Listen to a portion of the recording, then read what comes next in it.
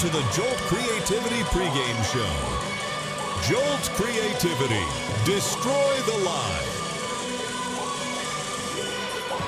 Welcome everyone to the Lansing City Arena for this special Jolt Creativity pregame coverage. I'm here with Lansing City, David Saltzman.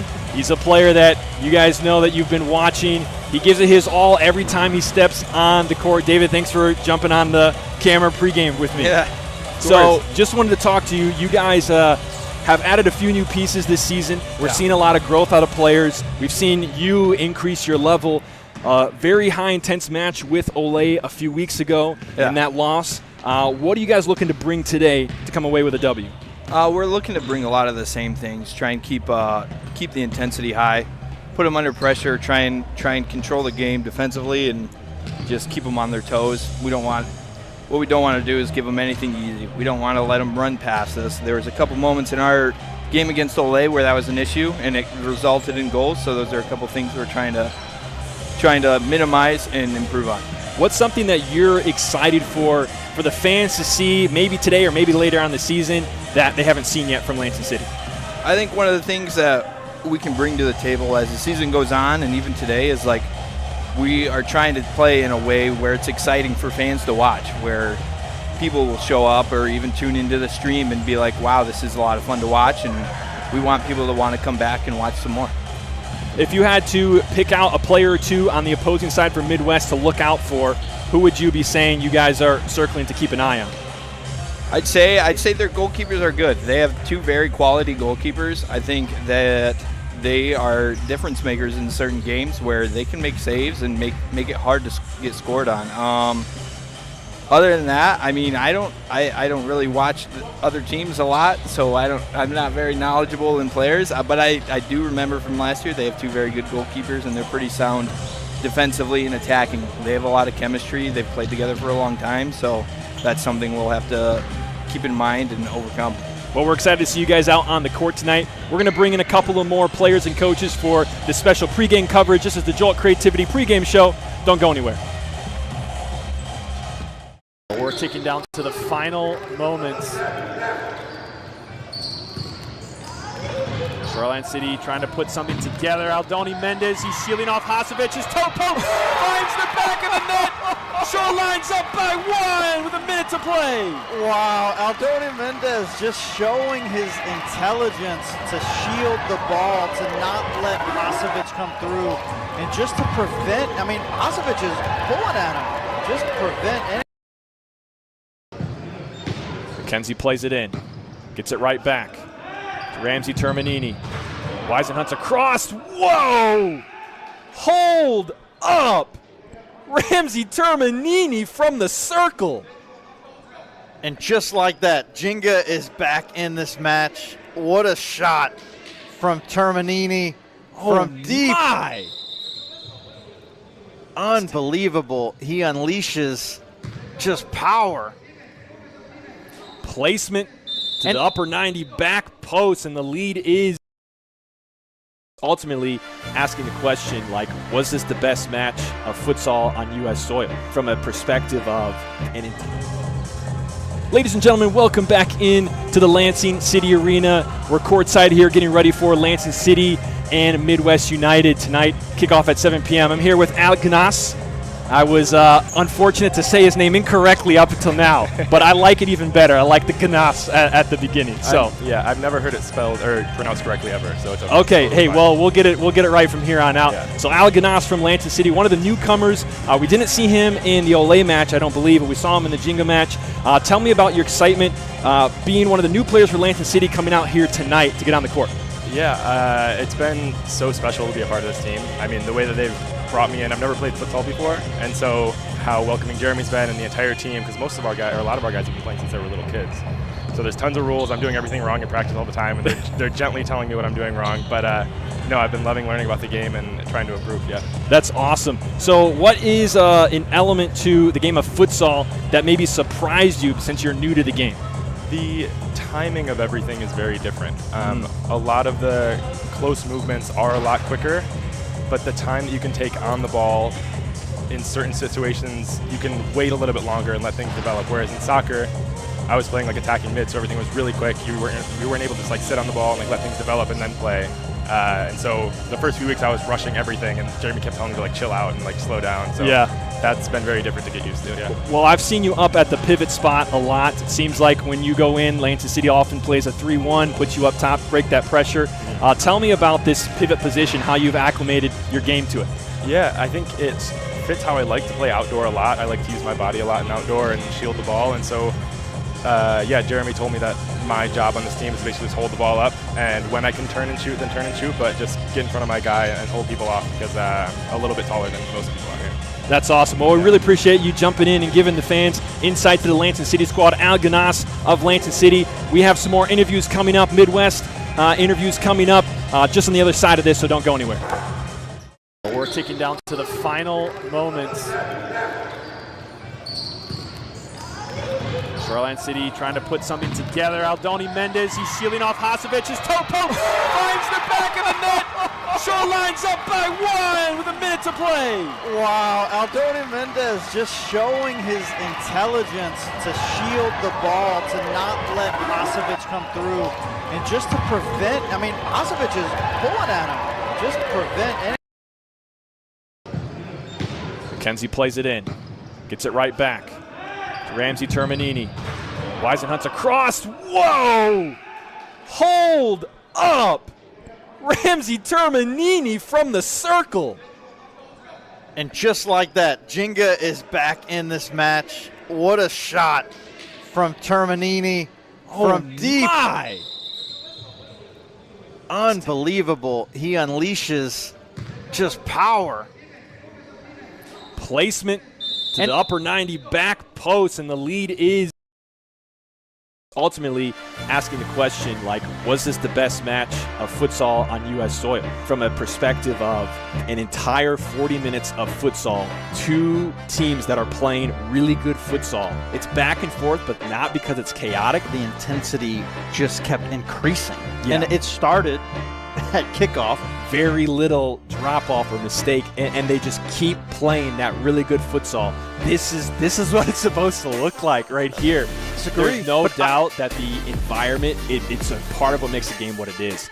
But I think like this is a game that if you took all that away and you just watched the game, it would be amazing still. They're currently down 2.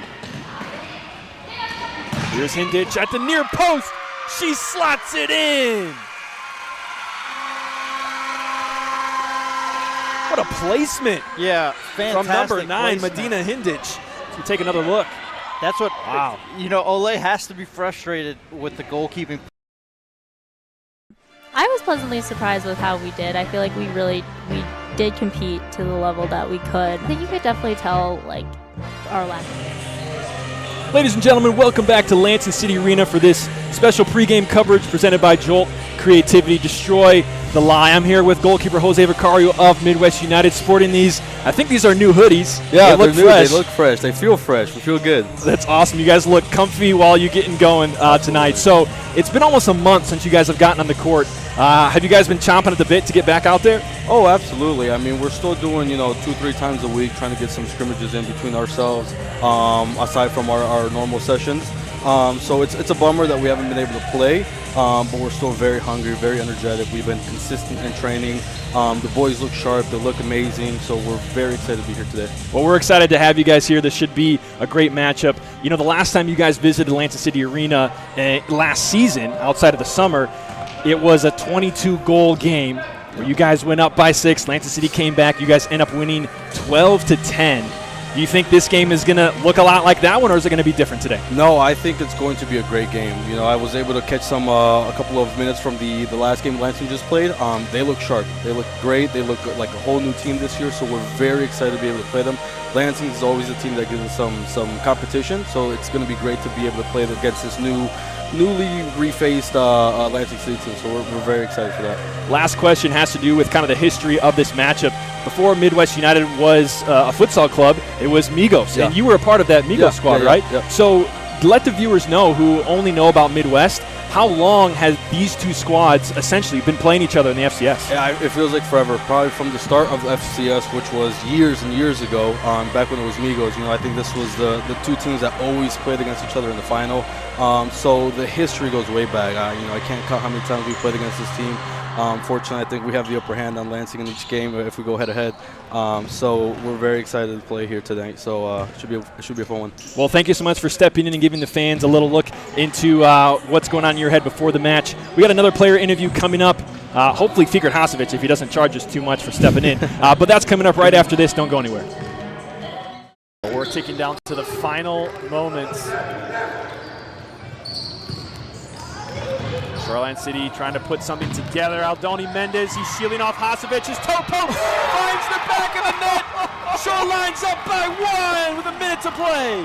Wow, Aldoni Mendez just showing his intelligence to shield the ball, to not let Hasovich come through, and just to prevent, Hasovich is pulling at him, just to prevent any. Mackenzie plays it in, gets it right back. Ramsey Terminini. Weisenhunt's across. Whoa! Hold up! Ramsey Terminini from the circle. And just like that, Jenga is back in this match. What a shot from Terminini from deep. My.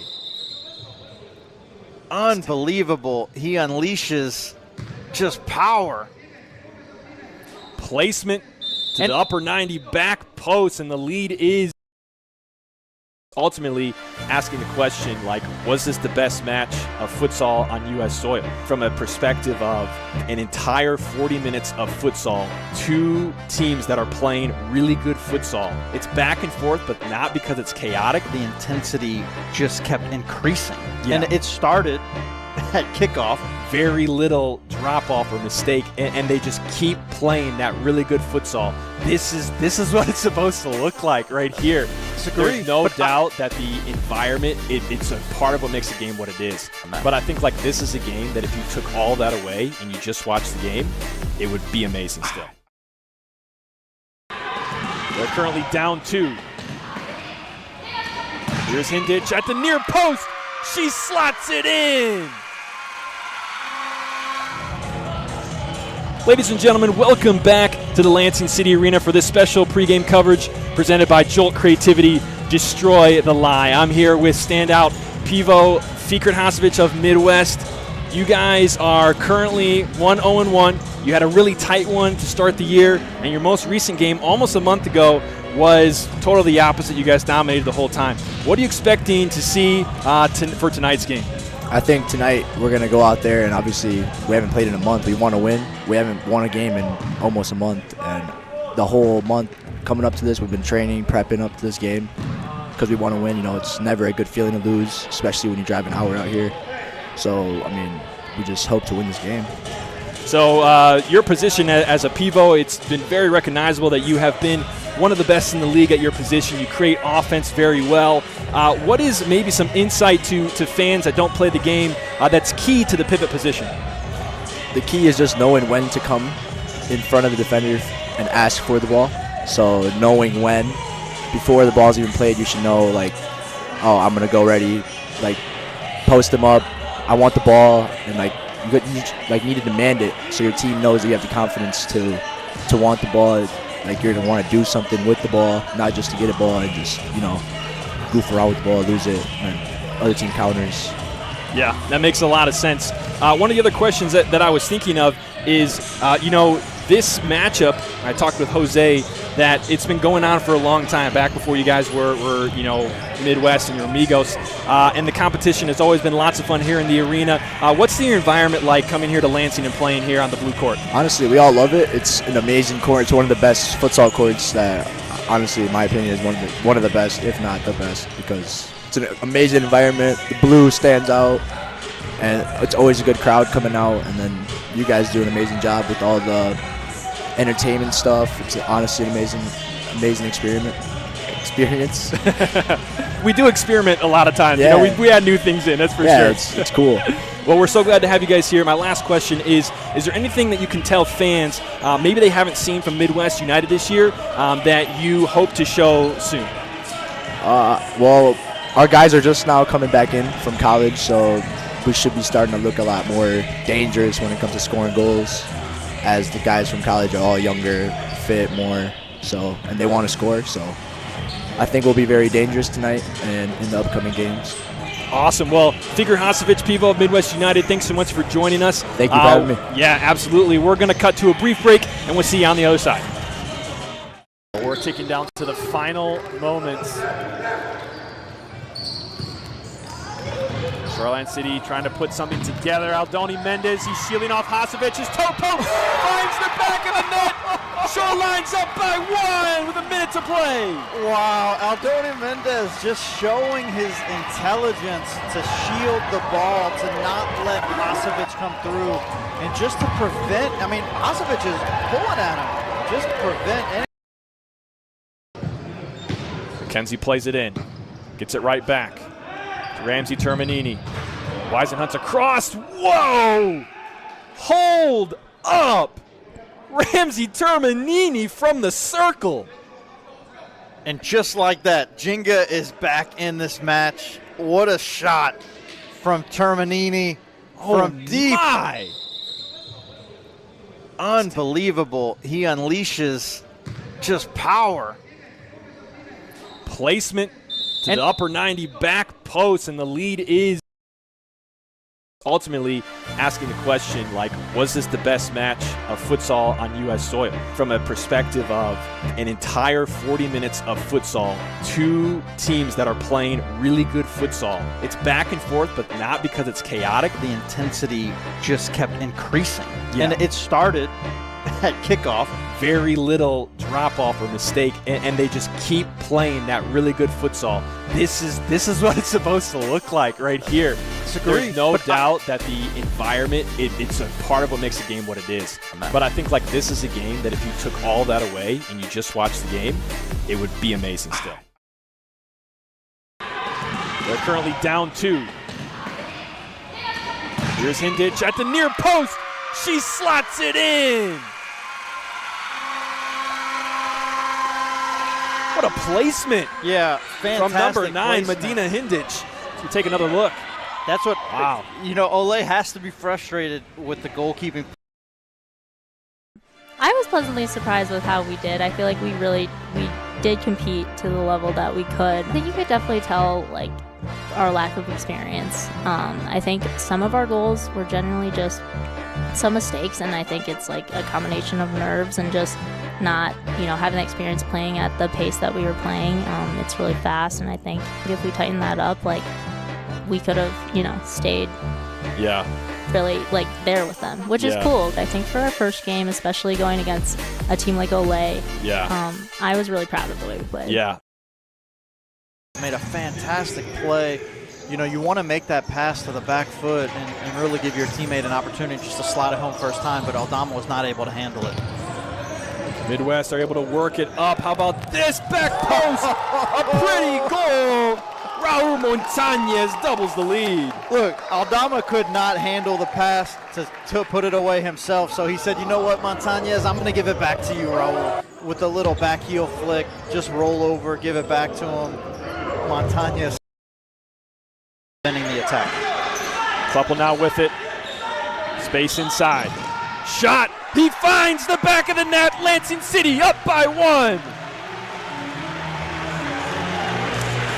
We haven't said it yet this season, but what a rocket from Jeremy Kleppel across. Lyle turning his back, trying to get in front of it and also protect himself as Kleppel finds the side net and gives Lansing.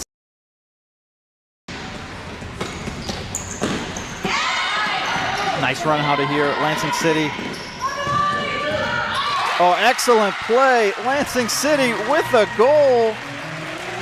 We were just talking about Ole's ability to make the extra pass, and wouldn't you know it, Lansing City.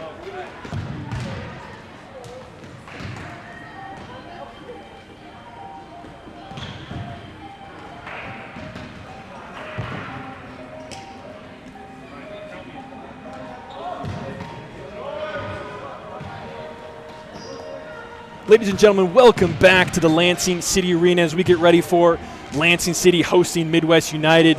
One of the players wanted to talk about for Lansing City was Alessandro Blanco, number 3 right here. He's out on the floor, and he looks like a new player for Lansing. He played for them last year, but he has brought something we have never seen before. Very excited to see him out on the floor. Definitely keep your eye on him. There's a few players for the Midwest United squad that we want to point out as well. You might have noticed that Alessandro Blanco was the only player for Lansing City currently out right now, getting some extra touches. But the first player I want to point out, if you were a part of the pregame, you would have seen him. He's a star pivot for Midwest United. He's all the way in the corner with the ball on his foot. It's going to be Fikret Hasovic. We'll see if we can get him up on your screen for you. Up there he is. Fikret Hasovic, definitely one of the players to keep in mind for this Midwest United squad as they sport their new, very comfy looking hoodies. But he is one of the best pivots in the league. Some say maybe the best pivot in the league. He is a huge part of this Midwest United attack.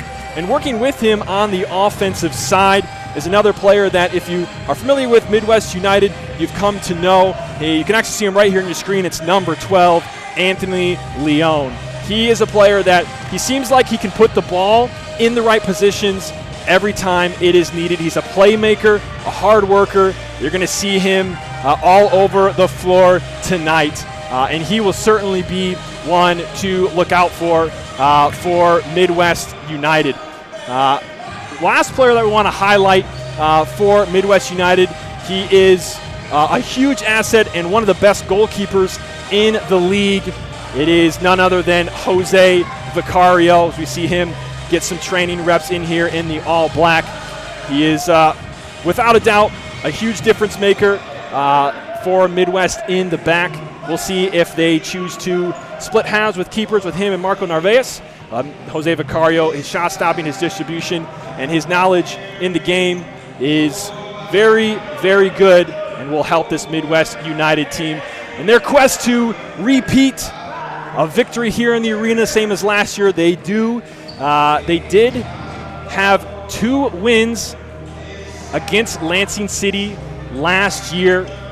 Now, there has been some competition in the summer that they faced, but going back to the regular season of last year, they are 2-0, and they're looking to continue that run. We're going to step aside and go to a quick commercial break, and coming up right after this is the starting announcements and kickoff. Don't go anywhere. We're ticking down to the final moments. Shoreline City trying to put something together. Aldoni Mendez, he's shielding off Hasovich's toe post, finds the back of the net. Shoreline's up by 1 with a minute to play. Wow, Aldoni Mendez just showing his intelligence to shield the ball, to not let Hasovich come through, and just to prevent, I mean, Hasovich is pulling at him, just to prevent any.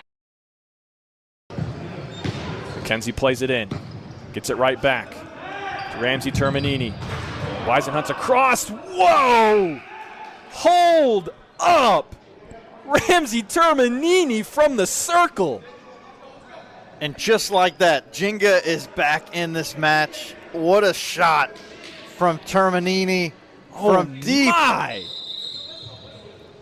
Unbelievable. He unleashes just power.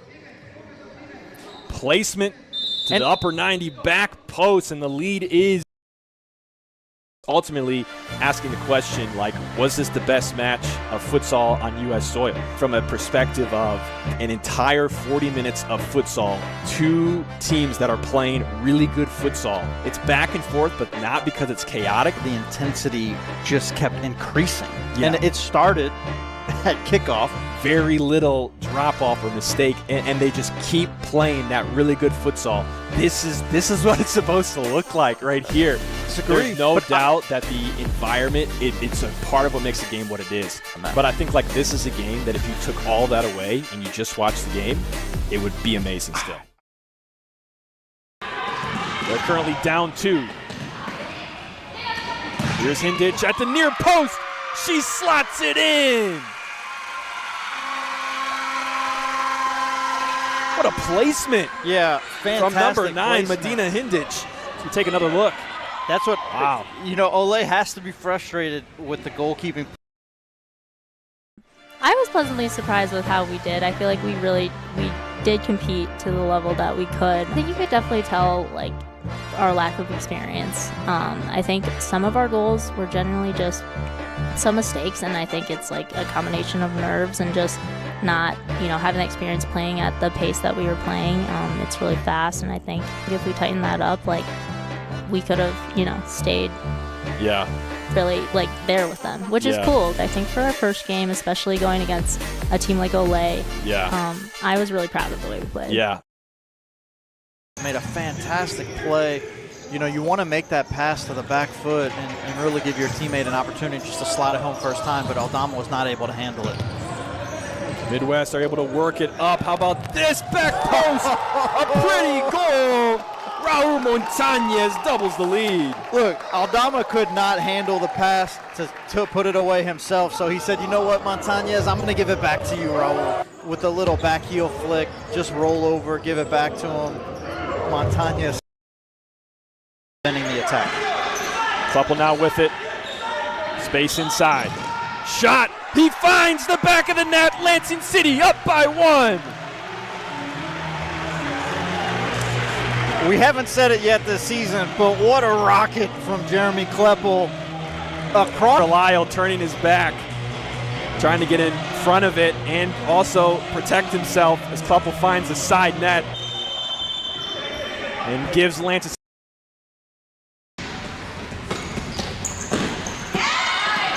Nice run out of here at Lansing City.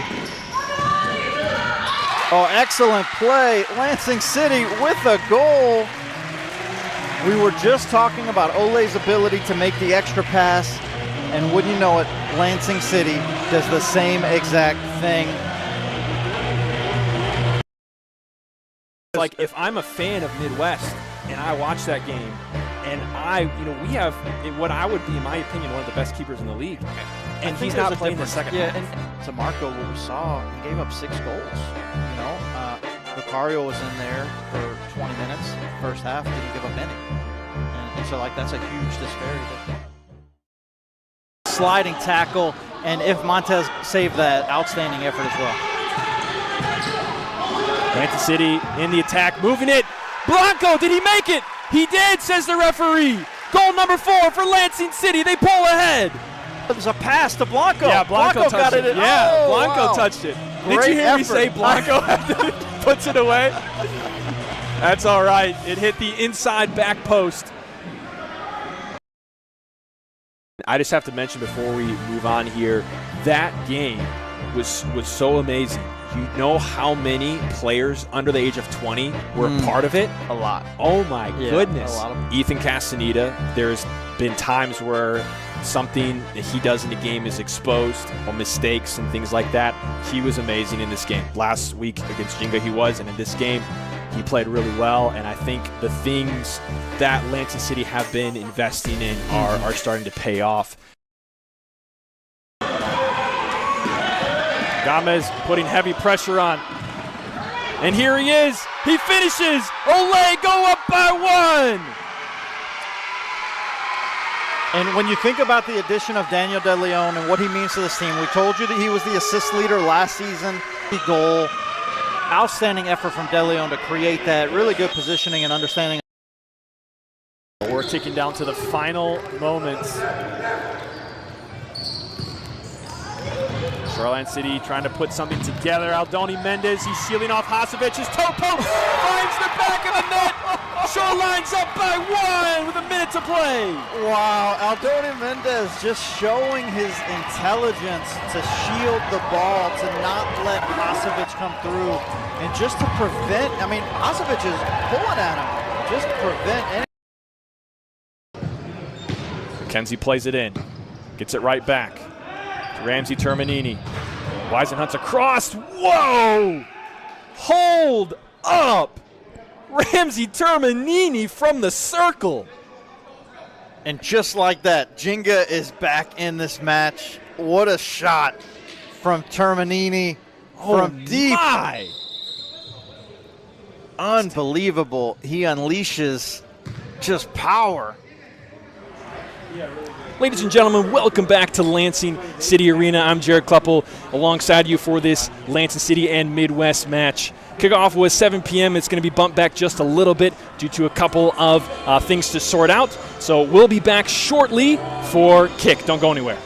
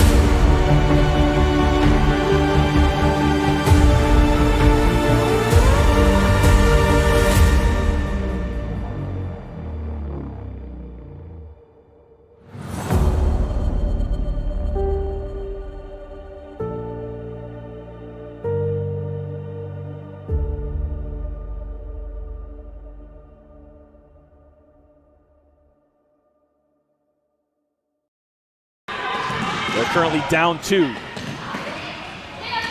Here's Hindich at the near post. She slots it in. What a placement. Yeah, fantastic from number 9, placement. Medina Hindich. So take another look. That's what, wow. You know, Ole has to be frustrated with the goalkeeping.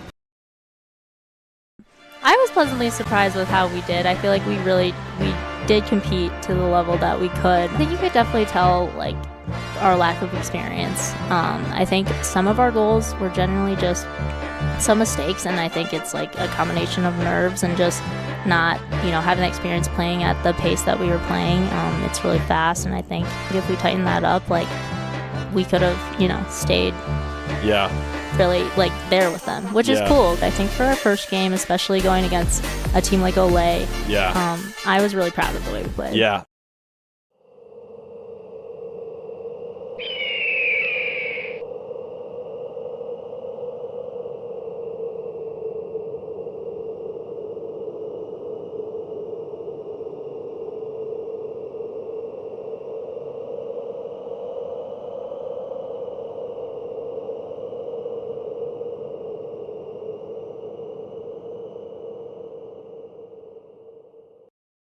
Made a fantastic play. You want to make that pass to the back foot and really give your teammate an opportunity just to slide it home first time, but Aldama was not able to handle it. Midwest are able to work it up. How about this back post? A pretty goal. Raul Montañez doubles the lead. Look, Aldama could not handle the pass to put it away himself, so he said, you know what, Montañez, I'm going to give it back to you, Raul. With a little back heel flick, just roll over, give it back to him. Montañez. You're watching the Futsal Champions Series on FCS Live.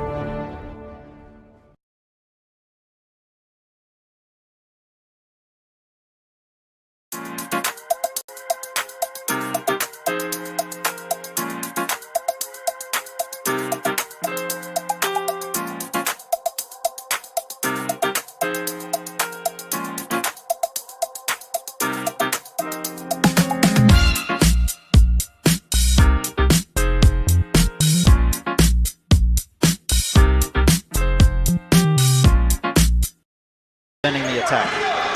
Kleppel now with it. Space inside. Shot. He finds the back of the net. Lansing City up by 1. We haven't said it yet this season, but what a rocket from Jeremy Kleppel across. Lyle turning his back, trying to get in front of it and also protect himself as Kleppel finds the side net and gives Lansing. Committing a crime so you can try to escape from prison. Bad idea. Go into the pod escape room to play an escape game with your friends. Great idea. Test your skill as an astronaut in outer space. Find Santa in Save Christmas. Or take a vacation to an abandoned island. Just don't get stuck there. The Pod Escape Room. Learn more at thepodlansing.com.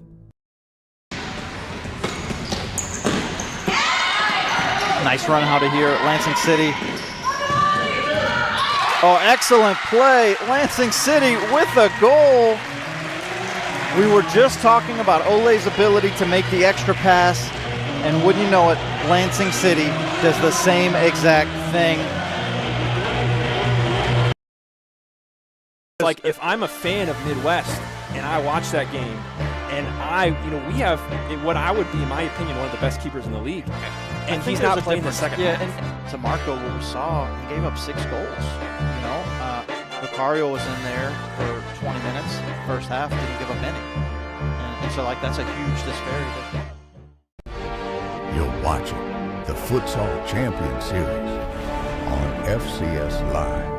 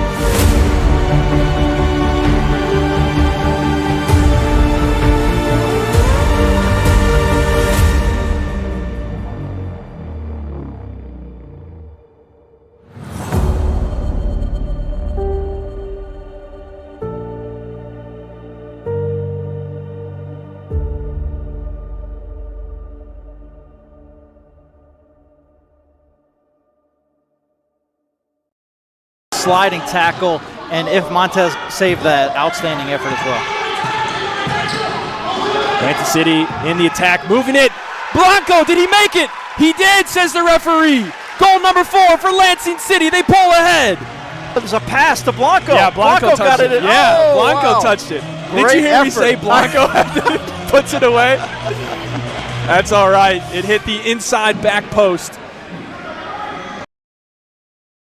I just have to mention before we move on here, that game was so amazing. You know how many players under the age of 20 were a part of it?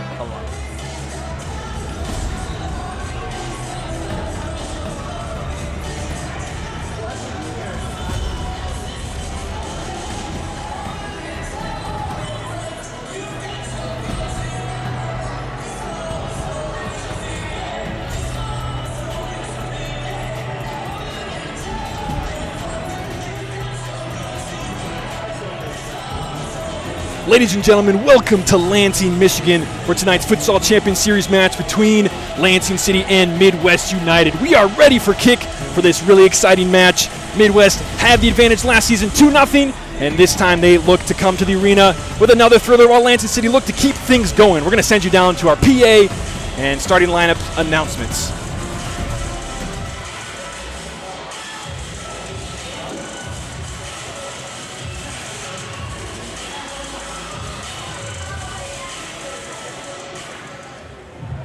Ladies and gentlemen, welcome to the Lansing City Arena for tonight's Futsal Champions Series match between Midwest United and your Lansing City.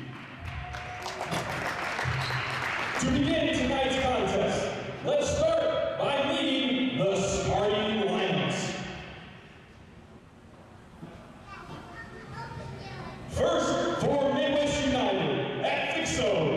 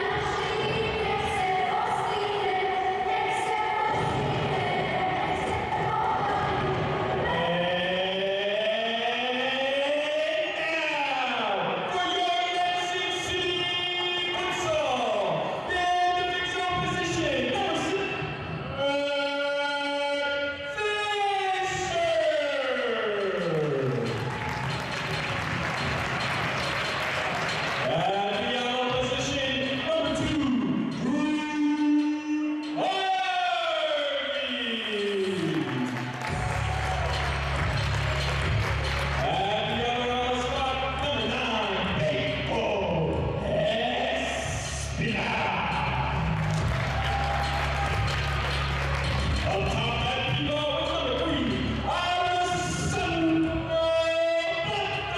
Blanco. And between the pipes for Lansing City in the green, goalkeeper Castaneda. Lansing City is coached by Vicario, and Midwest United is coached by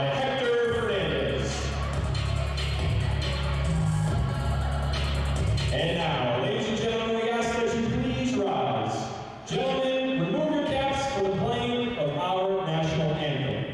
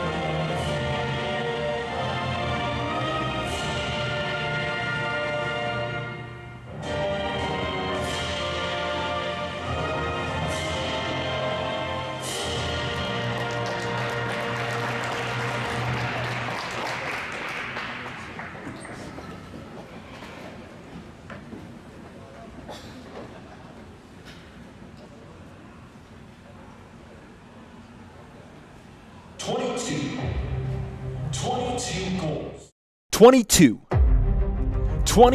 goals is how many these two teams scored the last time they were in the arena. In the 2025 regular season, this matchup was owned by Midwest United. They went 2-0 against Lansing City. But remember, this is a matchup that has history. It dates back before Midwest United was a futsal club. This team used to be Migos Futsal Club. This matchup goes back to the beginning of the Futsal Champions Series. Fikret Hasovic, insane pivot. Jose Vicario, one of the best goalkeepers in the league. Anthony Leon, he puts the ball where it needs to go. But Lansing City is different this year. Alessandro Blanco is a new man. Ethan Castaneda, Drew Barney, Jack Fisher, they're playing like dynamite this year.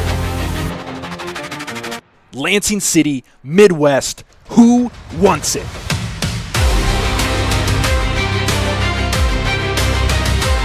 These two teams could very well be in the top 3 at the end of the year. No game more important than the one right in front of you. You want to get to the finals? Win this game. It's the only time these two teams meet in the regular season. It has to be now.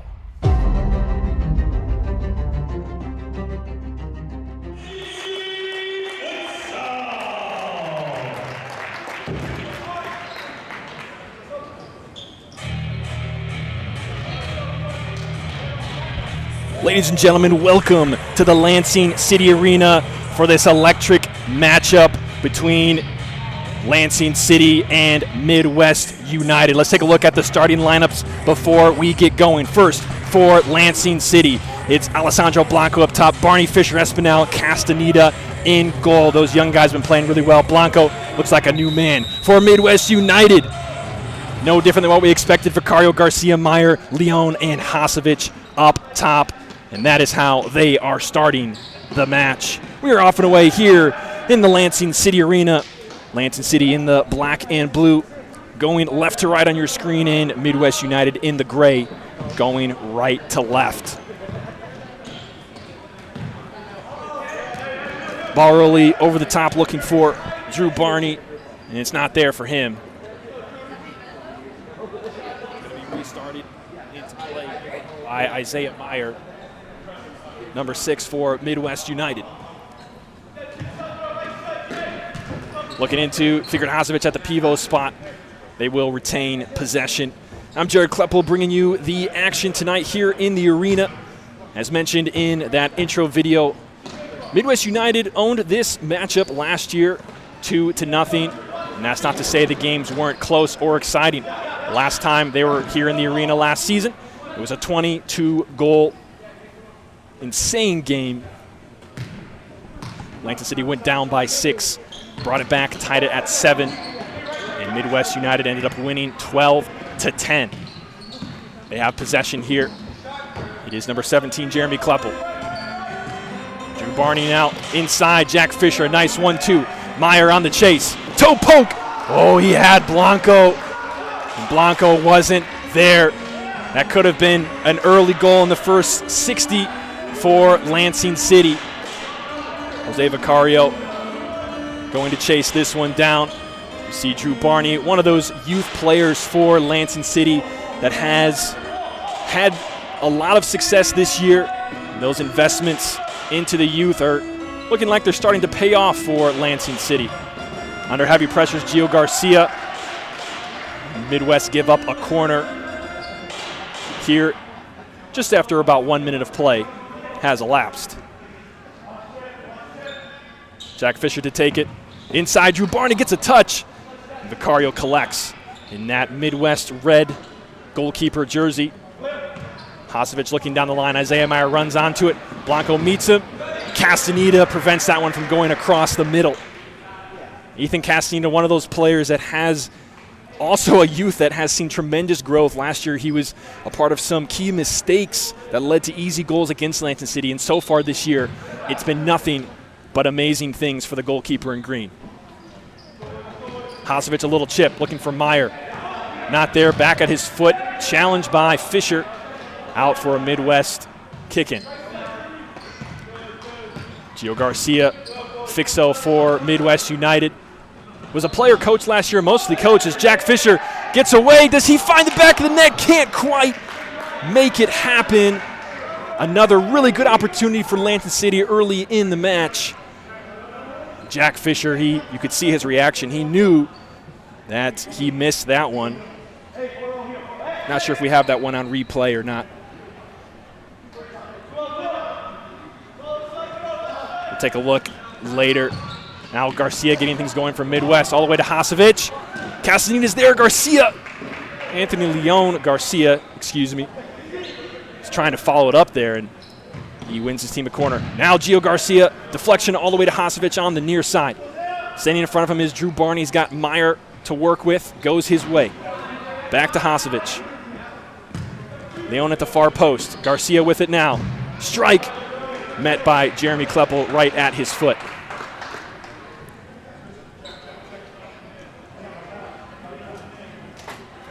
Couple sorting out the defense for Lansing City. Discussion from the official. Looks like he's moving Lansing City back a step.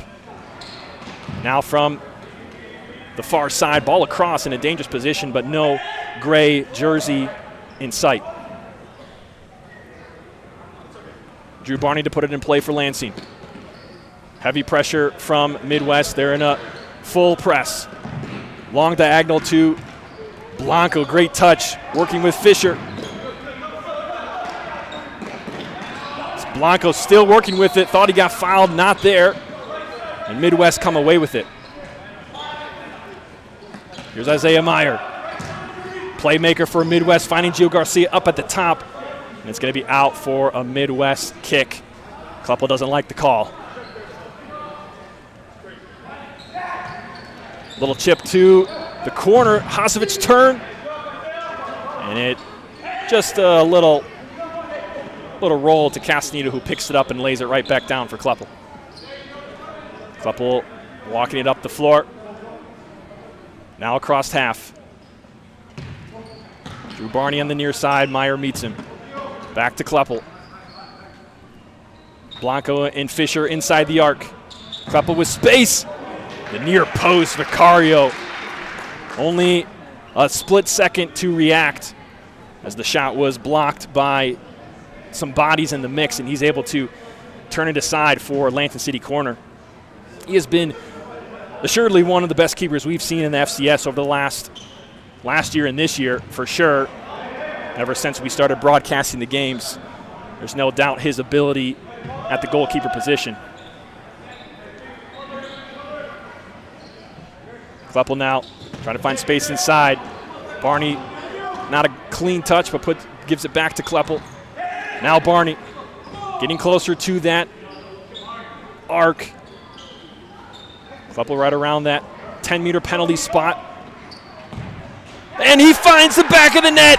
Lansing City ahead by 1.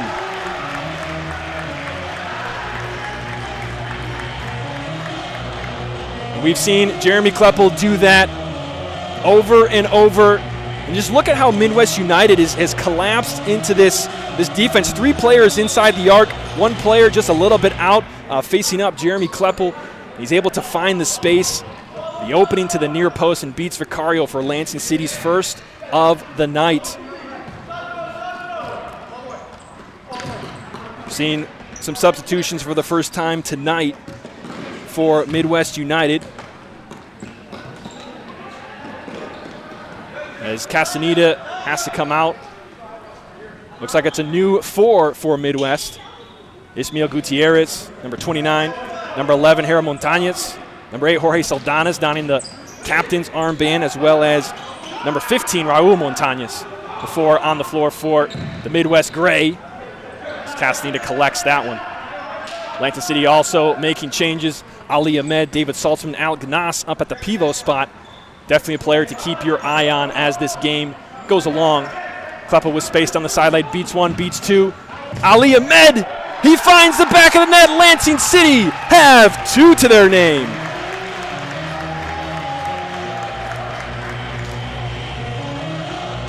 Ali Ahmed in the right spot. Alec Canas was at the near post. Kleppel able to beat 2, and the shot from Ahmed gets by number 15, Raul Montañez, who was trying to help his goalkeeper Vicario out. But it got by both of them, and Lansing City now with a 2-goal advantage in the first 5 minutes.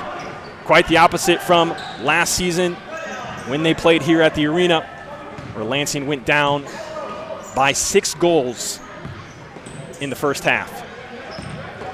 Saltzman was looking for Alec Canas up at the pivot spot and was outside of his reach, so a restart coming deep in Midwest territory.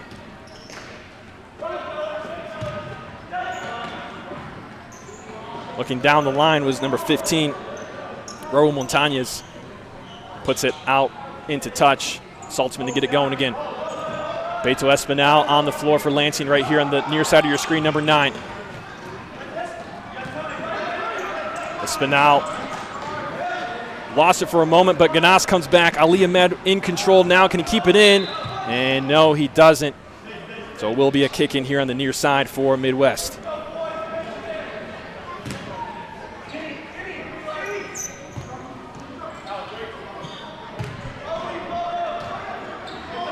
Midwest United getting things going again from the back.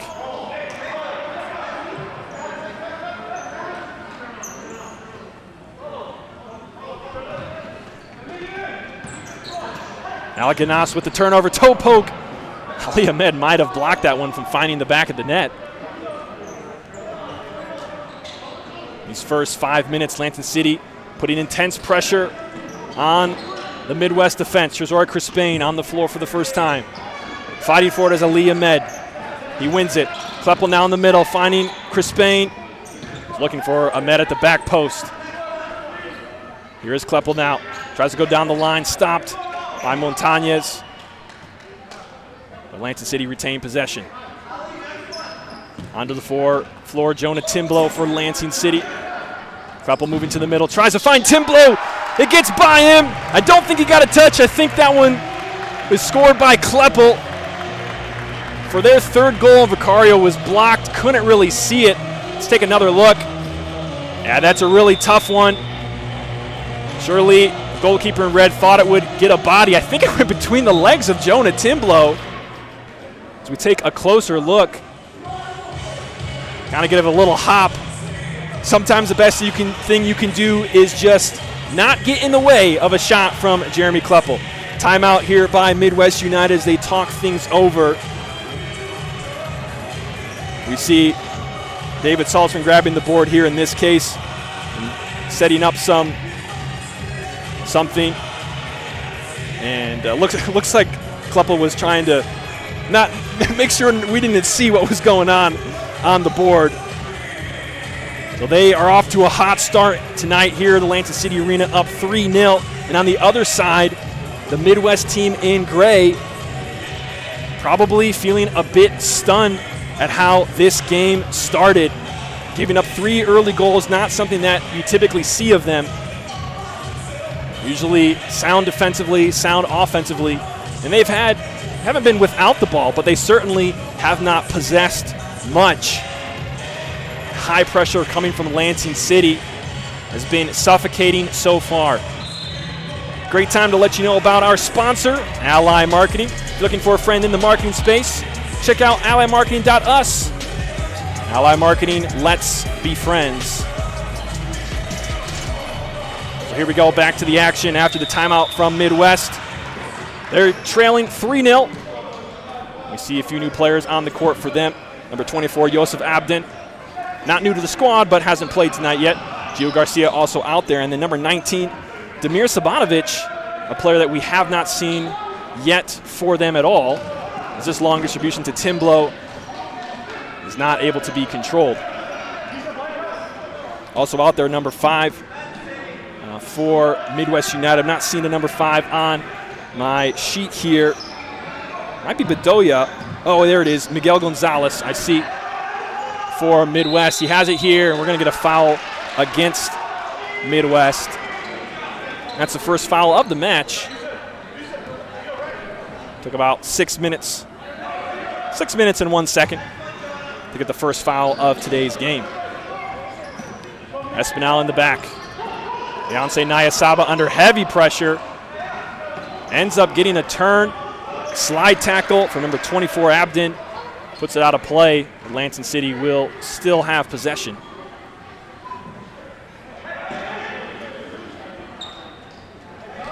Espinal puts it back into play, and he's going to get whistled for a 4 count to the frustration of Drew Barney. You see Timblow rushing off the court for Alessandro Blanco. Looks like Lansing City is returning to their starting 4. Oh, Gio Garcia shot hit the outside of the net. Looked like it might have been dangerous. Lansing City go quick. Blanco tries to turn, and that one should be, if I saw it right, I believe it was off of Midwest. It was not. Midwest will take over. Vicario back to Gio Garcia.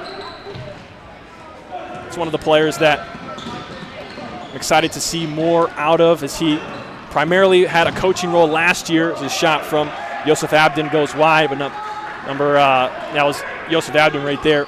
But yeah, Gio Garcia, mostly a coach last year, but we saw some things from him in the summer. And he, of course, played with Midwest and before that Migos, before he was a coach. Wow. What a shot from Miguel Gonzalez. That one didn't miss by much. Nearly got Midwest on the board. Blanco tries to turn, it's not there. Lansing City continuing that high energy, heavy pressure that has been giving Midwest trouble here early on. Couple back on the floor. He has it here. Working with Barney. Barney stumbles over it. Ends up making a play out of it. Now Jack Fisher with some space toe poke. Vicario says no. Fisher again. Shot deflected out for Lansing City corner. Interestingly enough, this is the only match between these two teams in the regular season this year due to the expansion of the league and the amount of games that are played. This is the only time we'll see Lansing City and Midwest in action. It just makes the stakes of this game that much higher. Long diagonal behind Miguel Gonzalez for Midwest. And these are two teams that very likely could be among the top 3 at the end of the year. Time will tell how it shakes out, but if that's the case, this game, the only head-to-head match, could have a lot riding on it here in week 6. A 1-2, Kleppel and Barney. Barney can't quite chase it down. Vicario to put it back into play. Oh, good play there from Hasovich and Anthony Leon, and Castaneda with the split denies the far post ball from Anthony Leon. Great play there from Hasovich and Leon, how quickly they can create working together. Corner for Midwest. Here's Abden. Trying to find space in the middle, cuts back. They got off to Hasovich. He still has it at his foot. Castaneda's on the ground. Lansing City forced them backwards all the way to Vicario. Oh my, that one was close to finding nylon. Another chance, top of the yard, Gio Garcia. Castaneda is there again, and Kleppel on the far post. It got by Castaneda, and Kleppel finally blasted out, and he is upset. After he does that, we see Lansing City make a line change, just 2, a third one waiting. We wait for another ball here. Nice throw from the official on the far side. Alec Canas on for Lansing. Ali Ahmed and David Saltzman as well. Midwest United are back to their starting 4. Anthony Leon, nice move down the end line, and this one bounces around. Castaneda and Saltzman work together. And quickly, Castaneda up the floor looking for Ahmed, and it's too long. Gio Garcia bringing it up the floor. Easily up across half for Midwest. Lansing City playing a man in defense. Here is Isaiah Meyer. Great playmaker for Midwest United, and he nearly places that one to the side net. Good work from him. He's also one of those players that I think of him and Anthony Leon in the same breath. Just very hardworking players, good touch, know how to make plays for their team.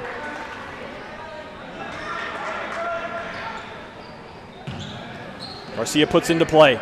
Hasovich gets bumped, looking towards the official. I think he wanted a foul, but he doesn't get one. Kleppel now walking it up the court, down the line. Ali Ahmed all the way back to Castaneda, and that's a second touch.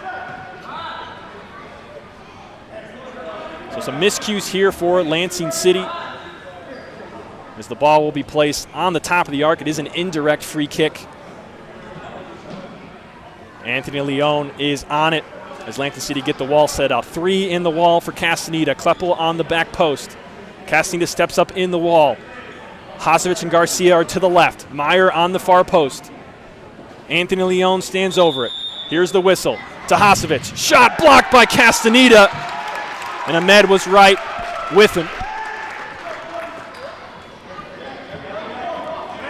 Now Garcia puts it back in. Hasovich deep in the zone, gets thrown down, and Kleppel can't believe it. And I think we're going to see the first.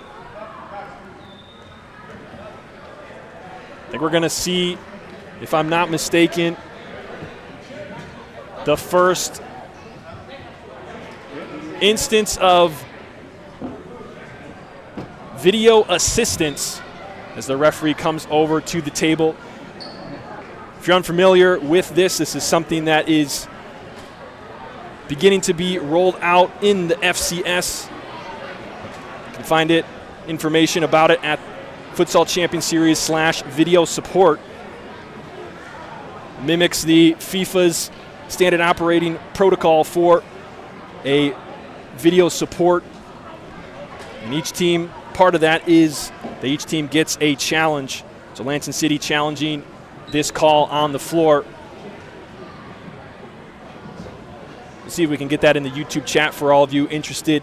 futsalchampionseries.com/video support to see the full terms.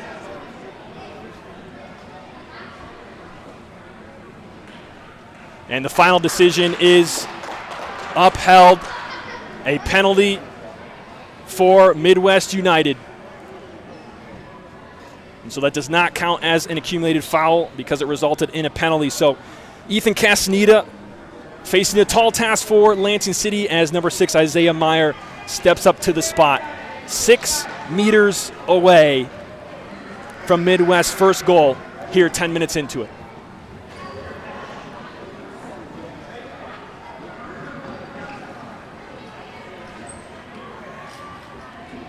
Isaiah Meyer waiting for the whistle.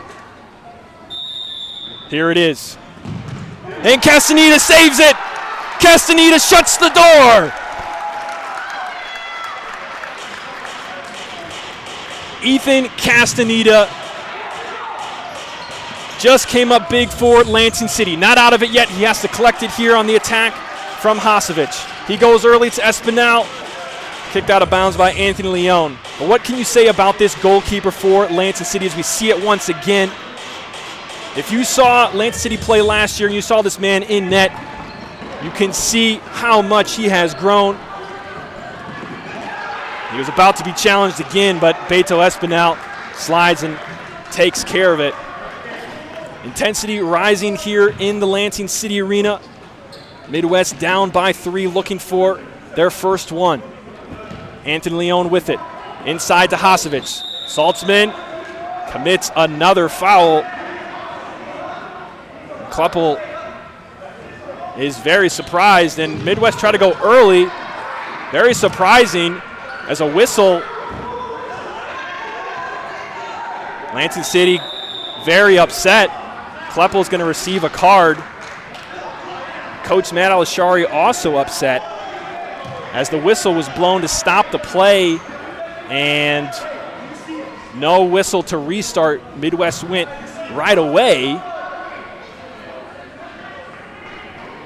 And I do believe that a whistle should restart play in that scenario. I might be incorrect, but that was at least a perspective of Lansing City. Midwest wanted to go quick.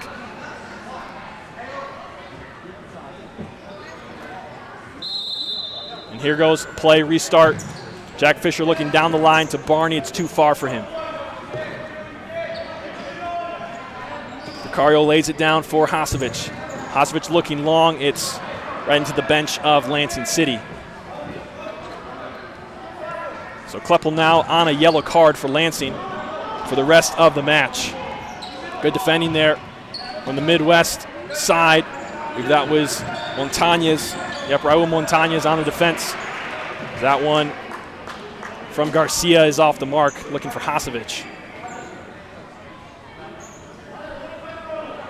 Things certainly have calmed down for the Midwest defense after that timeout. We've seen them have more opportunity on the ball. And, wow, that one got deflected. The defense there, as Lansing City will have a corner now.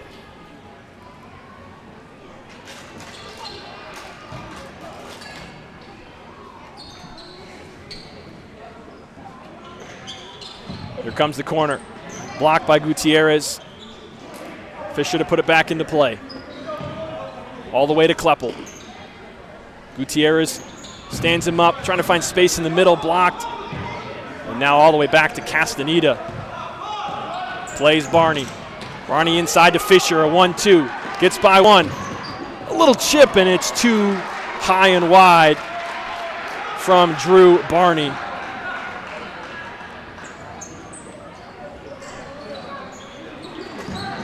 Montañez looking for the long diagonal.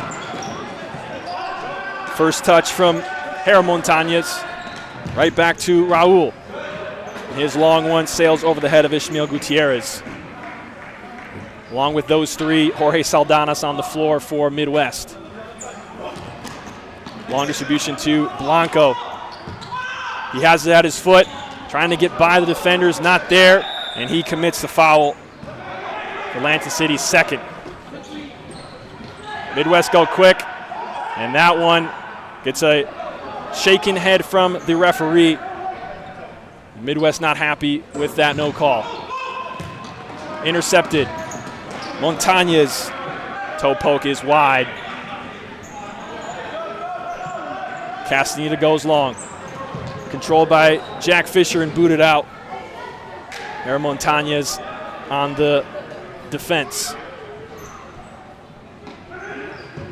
Ball inside to Blanco. Holding it up. Finds Barney. Oh, Barney thought he had Fisher inside. Now Midwest the other way. It's outside the reach of Saldanas. What an intense 11 minutes this has been to start it off. 3 goals in a row for Lansing City. A penalty from the 6-meter mark for Midwest that was denied by Ethan Castaneda. And Jose Vicario gets called for the touch there. Will be a corner. Saldanas intercepting the lifted corner. Now Kleppel to put it back into play. Finds Blanco in the corner. It's under his foot.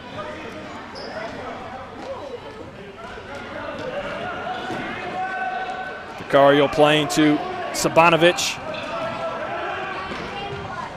And he knocks down Saltzman on the way. No call. Castaneda meets the strike from Joseph Abden.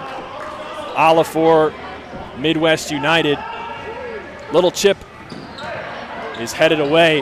Now Alec Canas trying to counter. Gets by one. The strike.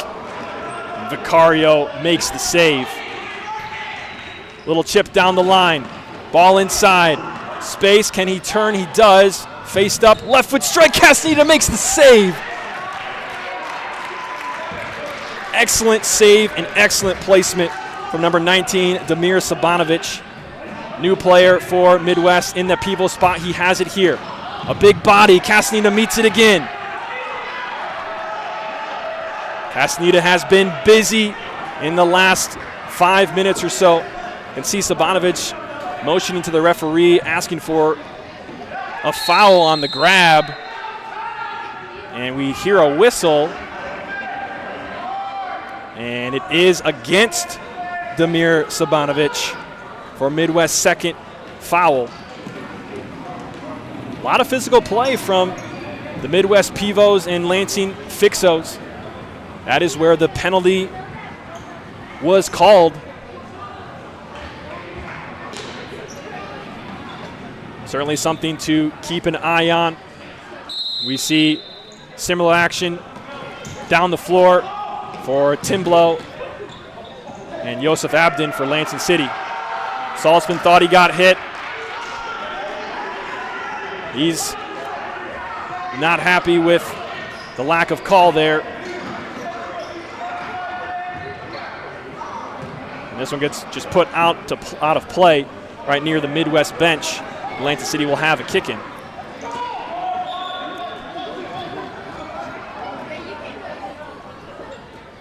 So 2 fouls apiece here at 7:39. Lansing City with a kick-in halfway into the attacking half. Kleppel goes all the way back to Castaneda. Espinal showing up on the near side, finds it to him. Good defense from Joseph Abden.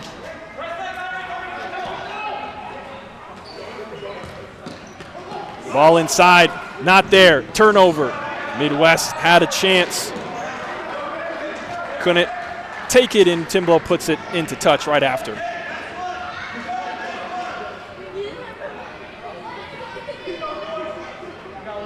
This ball to be put back into play by Miguel Gonzalez. Garcia on the far side, finding Gonzalez. Did he keep it in? Yes. Ball inside now, a 3v2 for Lansing City. Saltzman, left foot. Missed the far post just by a little bit. Saltzman heads to the bench and gets a breather. Vicario will restart this one. It's Gonzalez. Right to Jack Fisher. His shot. Bad deflection for Midwest. And they give up goal number 4 as the deficit just keeps growing. A bad pass out of the back by Gonzalez, and ends up making the deflection right between his goalkeeper's legs for an own goal. Maybe you give it to Jack Fisher, but the deflection was certainly the difference.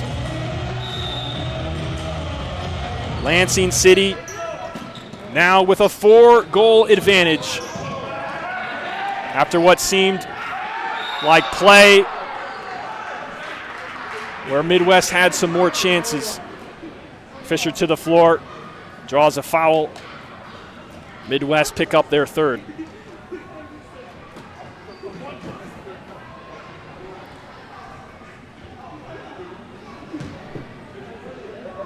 Little break in the action here.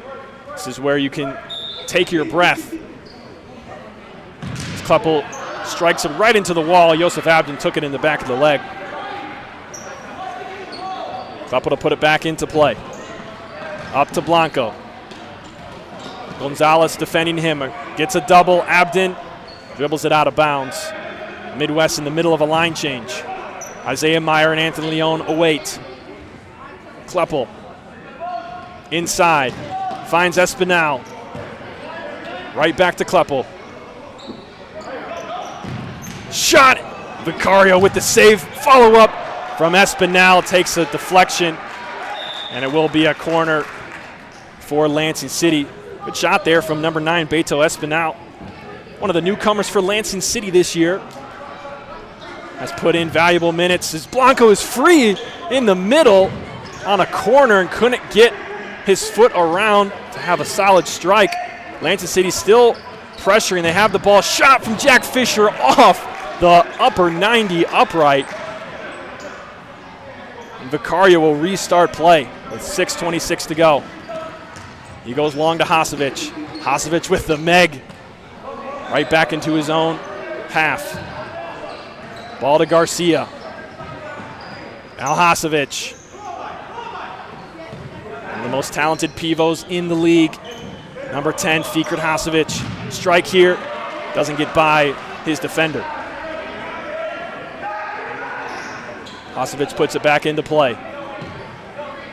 Isaiah Meyer gets by Blanco. Castaneda makes a save. Lansing City out in transition, no. Right back to Hasovic, his shot blocked. Lansing City try to get possession out of bounds. Everybody thinks it's their ball. And half of them will be wrong. Couple down the line. Looking for Espinal. It's over his head, collected by Vicario. He goes fast. Hasovic lets that one get away from him. Pressure provided by Jack Fisher.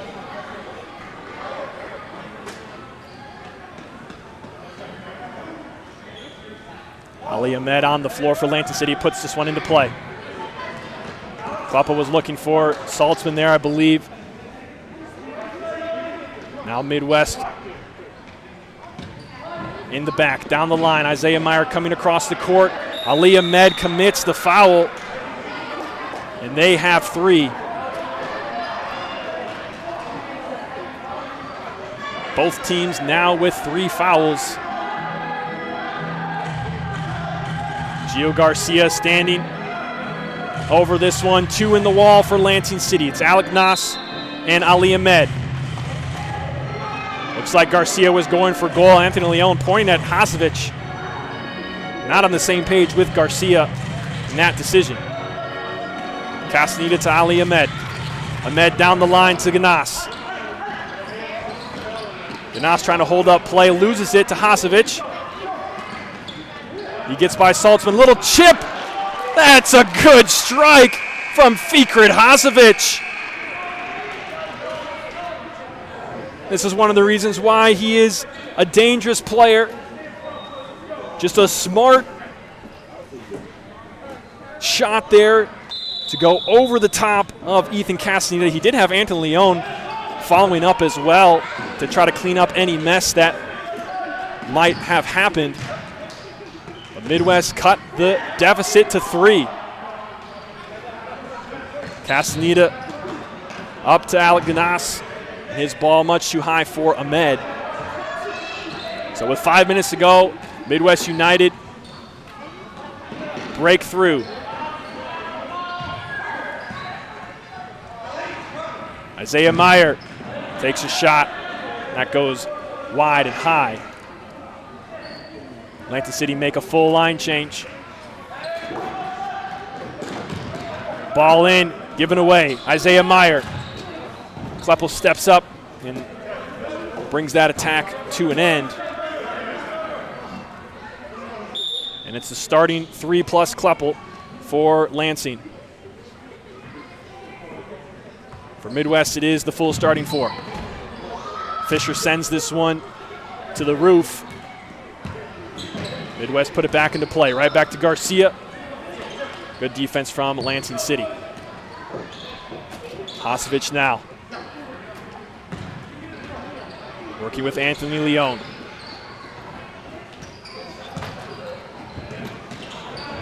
Giveaway. Drew Barney, can he keep it? No, poked away by Isaiah Meyer on the defense. Hasovich looking over the top. This one's going to make it all the way to Castaneda's hands. He goes quick. Try to find Blanco, and it's not there. I don't know how much of this Fixo and Pivo play is being caught on camera. A lot of it is probably away from the action on your screen. But we're seeing on both sides very physical play from both teams between the Fixo and the Pivo. We've already had a couple of fouls called on it. A penalty called against Lansing City on that as Castaneda puts this one into the safety net.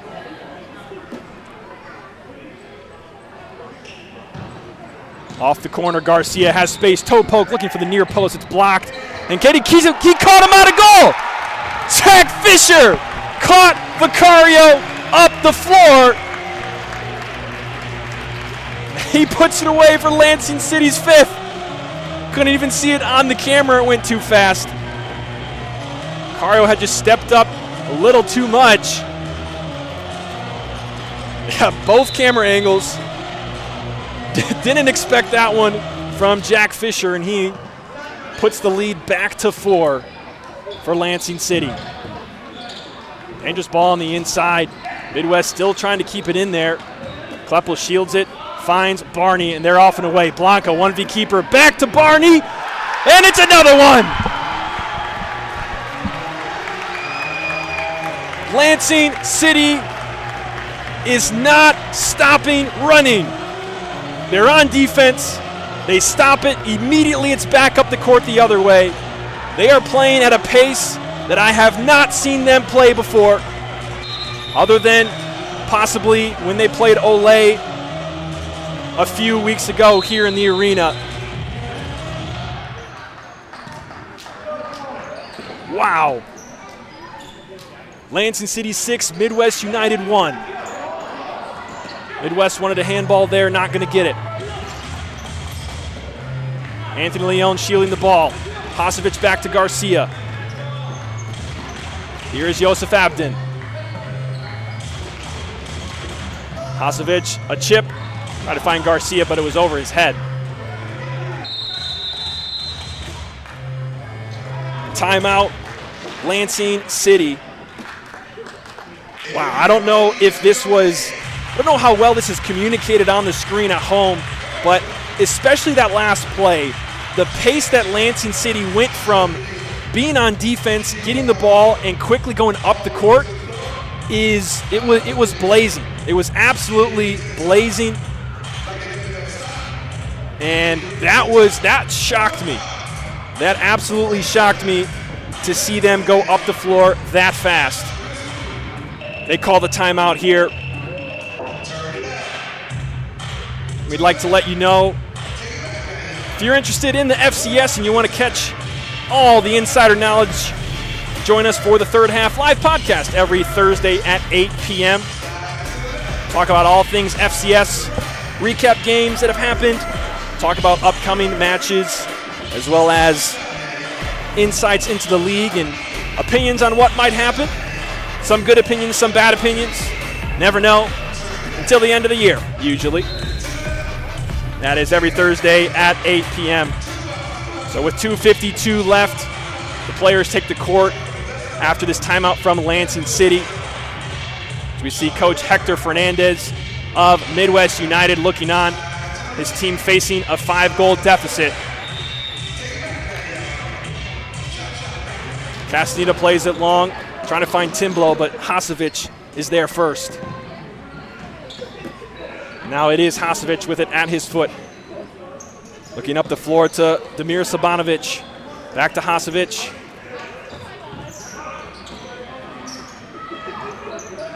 Damir and Fikret on the far side. Josef Abden in the middle. Back to Sabanovic.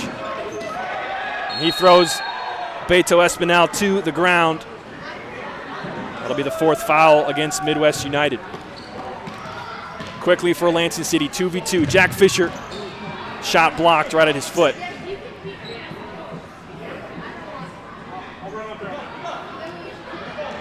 Jack Fisher, 2 times goal scorer tonight.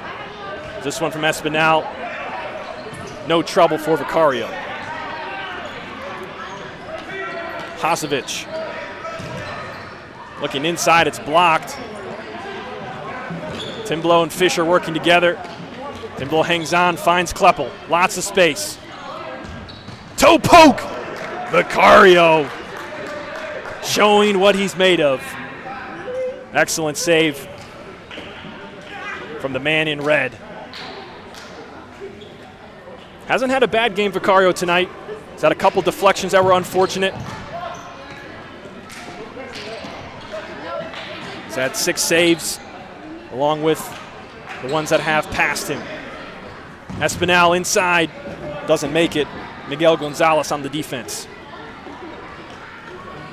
Beto Espinal in the middle. Timblo had a chance and it just passed him. As he sprints off, we see 2 new players enter for Lansing. Blanco and Saltzman on the floor, along with Kleppel and Fisher. Blanco applying pressure. And Hasovich just slams it out of bounds. Blanco all the way to Barney. Barney and Kleppel at the top. Blanco near the goalkeeper and Saltzman at the far post. Kleppel gets by 1. Inside, Vicario stops it right there. Blanco was waiting on the far post. Now Abden, space inside. Not a bad strike at all. Castaneda sends it to the stands. In the corner, Sabanovic. Josef Abden. 2 Lansing City defenders converge on that attempt at goal. Here is Damir Sabanovic. Now Fikret. Back to Sabanovic. He's got Abden to his right. And Gonzalez in the middle. Looking inside to Gonzalez. Not there, but it's to the foot of Hasovich. All the way to Sabanovic. Looking down the line, not there. Lansing City, 2v1. Drew Barney. Blanco with the chip. He stuck with it.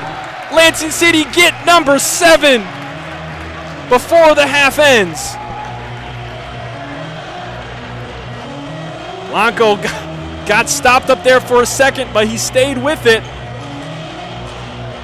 And it found Barney at the far post. You don't see a header very often in futsal, but Barney connects and puts Lansing City ahead by 1 more.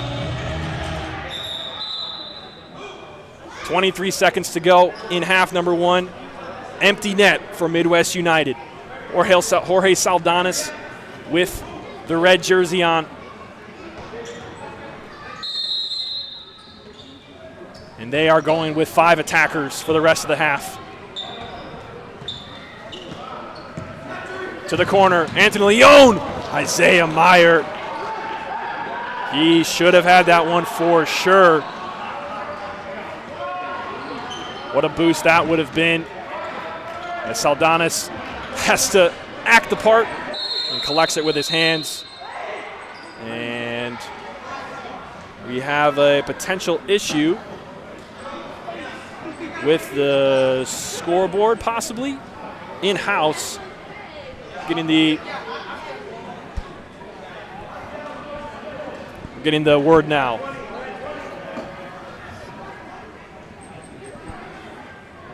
I can talk to him though. There should be 5 seconds right now, or 5 seconds off.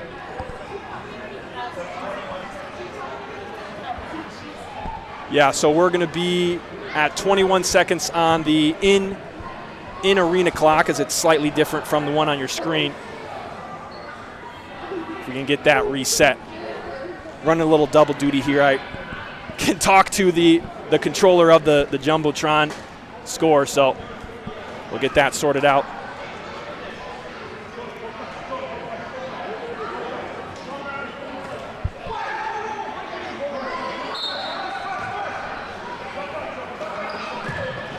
So now here is Midwest.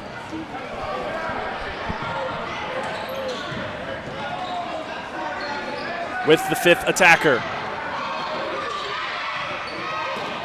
5 seconds to go. Hasovich finds Castaneda, and he's just going to hang on to it for the rest of the half. And that's how we end it. Lansing City 7, Midwest 1 at the halftime break. I know Lansing City had been playing very good their last couple matches, but I don't think anyone predicted this kind of a first half. We're going to step aside, send you to our sponsors, and we'll be back with the Ally Marketing halftime show in a little bit. You're watching the Futsal Champions Series on FCS Live.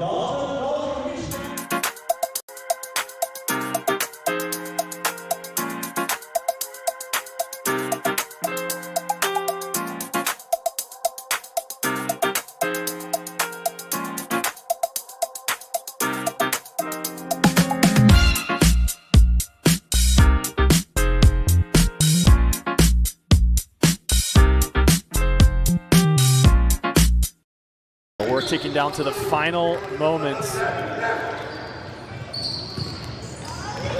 Shoreline City trying to put something together. Aldoni Mendez, he's shielding off Hasovich's toe poke, finds the back of the net. Shoreline's up by 1 with a minute to play. Wow, Aldoni Mendez just showing his intelligence to shield the ball, to not let Hasovich come through, and just to prevent, I mean, Hasovich is pulling at him, just prevent any. Committing a crime so you can try to escape from prison. Bad idea. Going to the pod escape room to play an escape game with your friends. Great idea. Test your skill as an astronaut in outer space. Find Santa in Save Christmas. Or take a vacation to an abandoned island. Just don't get stuck there. The Pod Escape Room. Learn more at thepodlansing.com. McKenzie plays it in, gets it right back to Ramsey Terminini. Weisenhunt's across. Whoa! Hold up! Ramsey Terminini from the circle. And just like that, Jenga is back in this match. What a shot from Terminini from deep. My. Unbelievable. He unleashes just power. Placement to the upper 90 back post, and the lead is ultimately asking the question, like, was this the best match of futsal on U.S. soil? From a perspective of an entire 40 minutes of futsal, two teams that are playing really good futsal. It's back and forth, but not because it's chaotic. The intensity just kept increasing. Yeah. And it started at kickoff. Very little drop-off or mistake, and they just keep playing that really good futsal. This is what it's supposed to look like right here. There's no doubt that the environment, it's a part of what makes the game what it is. But I think like this is a game that if you took all that away and you just watched the game, it would be amazing still. You're watching the Futsal Champions Series on FCS Live.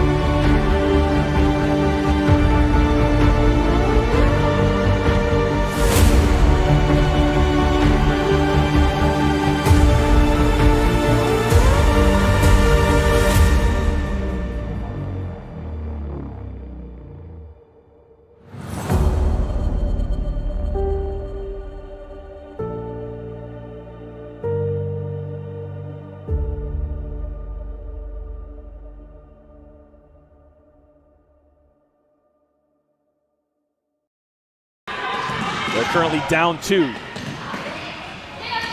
Here's Hindich at the near post. She slots it in. What a placement. Yeah, fantastic. From number 9, placement. Medina Hindich. We take another look. That's what, wow. You know, Ole has to be frustrated with the goalkeeping.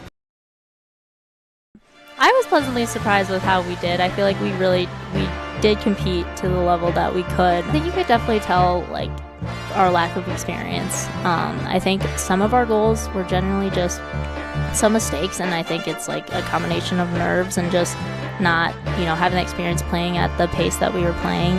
It's really fast, and I think if we tighten that up, like, we could have, you know, stayed really, like, there with them, which is cool. I think for our first game, especially going against a team like Ole, I was really proud of the way we played. Yeah.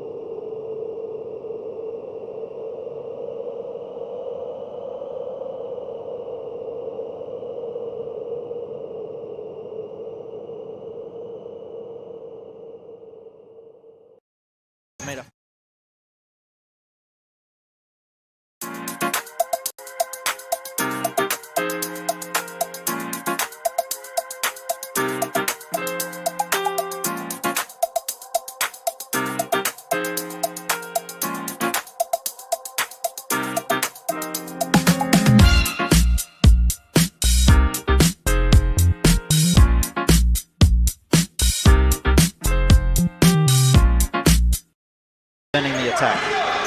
Kleppel now with it. Space inside. Shot. He finds the back of the net. Lansing City up by 1.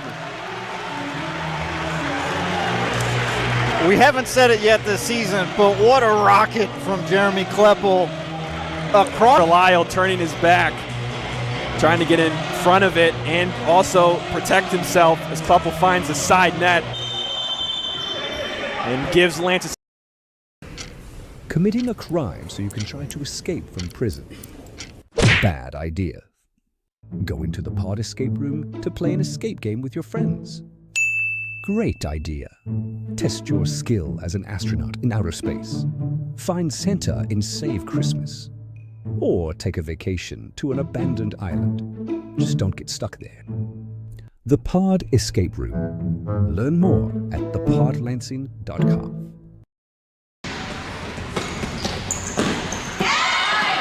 Nice run out of here at Lansing City. Oh, excellent play. Lansing City with a goal. We were just talking about Ole's ability to make the extra pass, and wouldn't you know it, Lansing City does the same exact thing. Like, if I'm a fan of Midwest and I watch that game, and we have what I would be, in my opinion, one of the best keepers in the league. And he's not playing the second half. And to Marco, what we saw, he gave up 6 goals. You know, Vicario was in there for 20 minutes. First half, didn't give up any. And so, like, that's a huge disparity. You're watching the Futsal Champions Series on FCS Live.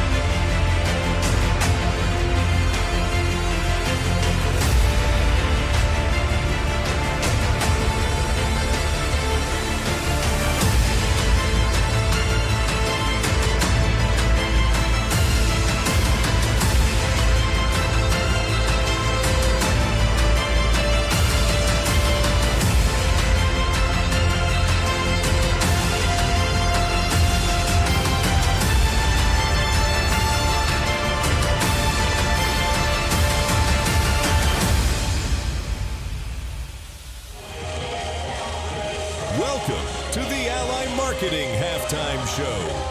Ally Marketing, let's be friends. Ladies and gentlemen, welcome inside the Lansing City Arena. It is halftime here in Lansing. Midwest United trailing Lansing by a score of 1-7. Wow, this first half was electric. It was fast. The thing that caught my attention the most was just how quickly Lansing City was transitioning. We saw them play very quickly a few weeks ago against Olay, but tonight we are seeing something that it's just like it's so clear how quickly they're getting up the court.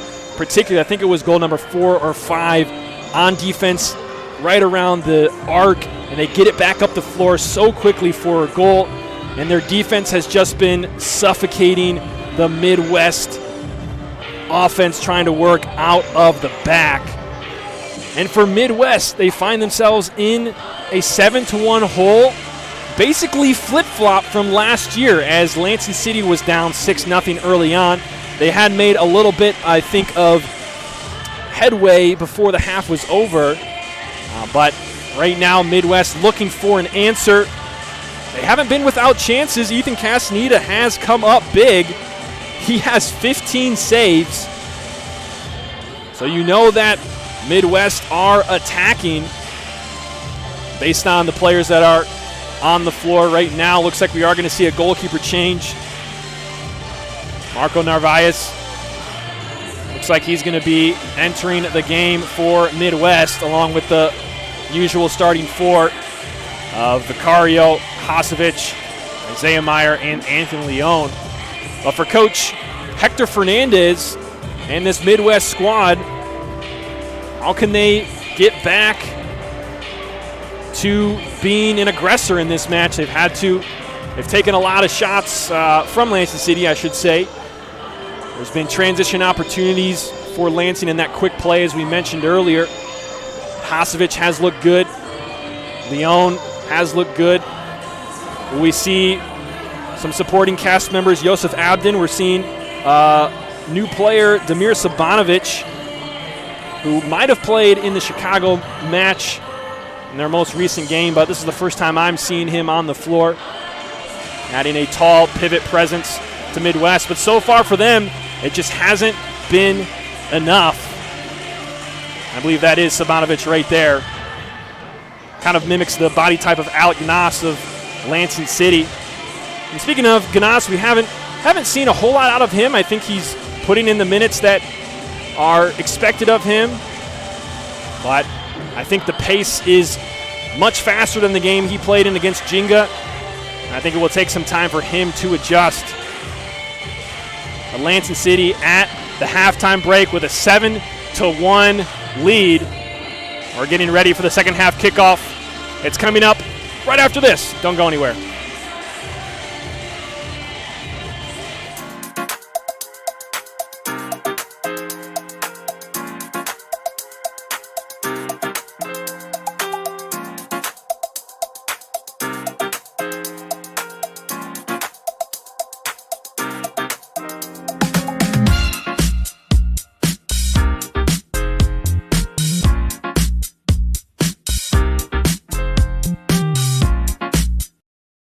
Ticking down to the final moments. Shoreline City trying to put something together. Aldoni Mendez, he's shielding off Hasovich's toe poke, finds the back of the net. Shoreline's up by 1 with a minute to play. Wow, Aldoni Mendez just showing his intelligence to shield the ball, to not let Hasovich come through, and just to prevent, I mean, Hasovich is pulling at him, just to prevent any. Welcome back to Lansing City Arena. We are set and ready to go for half number 2. So we get the foul counts reset for these sides, and Lansing City starting with it with the 6-goal advantage. So we see number 80 for the first time tonight, Anthony Wetzel, and Yancey Nyasaba as well. Jonah Timblow and David Saltzman, the remaining players for the Lansing City 4 to start. Ethan Castaneda still in goal. Isaiah Meyer down the line, looking for the near post. No touch, and Castaneda will restart. He goes long, looking for Wetzel, headed away. Now Nyasaba with it at his foot. Wetzel trying to keep it in. Now Hasovich dribbles it over the end line. He's asking for a foul. Looked like he did get grabbed there. Ball into Timblow at the pivot. Lansing City making a couple changes. Kleppel and Barney on the floor. Fisher and Blanco awaiting their entry as well. Midwest on the attack in the attacking half. Leon, Garcia, Hasovich, and Meyer, the four for them. They do change their goalkeeper. Marco Narvaez in the Midwest red. As Vicario takes a seat. He ends the day with 7 saves and 7 goals against. Blanco with Barney. Narvaez is there, using his knees on the slide, asking his defense where they are. Blanco to put this one in. Fisher on the floor. Shot blocked by Anthony Leon. Here is Drew Barney to Blanco. Back to Kleppel. Hasovich in front. He's being patient, very comfortable on the ball. Hasovich also patient. Inside to Barney. Rolled it, blocked by Garcia. Garcia shielding, wanted to find Hasovich, but Kleppel in the way. Now Jack Fisher. Toe poke, collected by Narvaez. He goes long to Meyer. And off one bounce, Isaiah Meyer sends it over the goal. And Castaneda is going to be the friendly neighborhood. Almost. Doesn't have to climb very far to get that one. Castaneda to the pivot spot. Blanco holds it up, finds Kleppel on the run, and his shot deflected out for a corner. Blanco inside, looking for Fisher. Out of bounds, and Fisher will put it back into play. Barney off the shot, off the pass from Fisher, collected by Anthony Leon, and he's quickly the other way, trying to work with Hasovich, and Kleppel sends it out for a Midwest corner.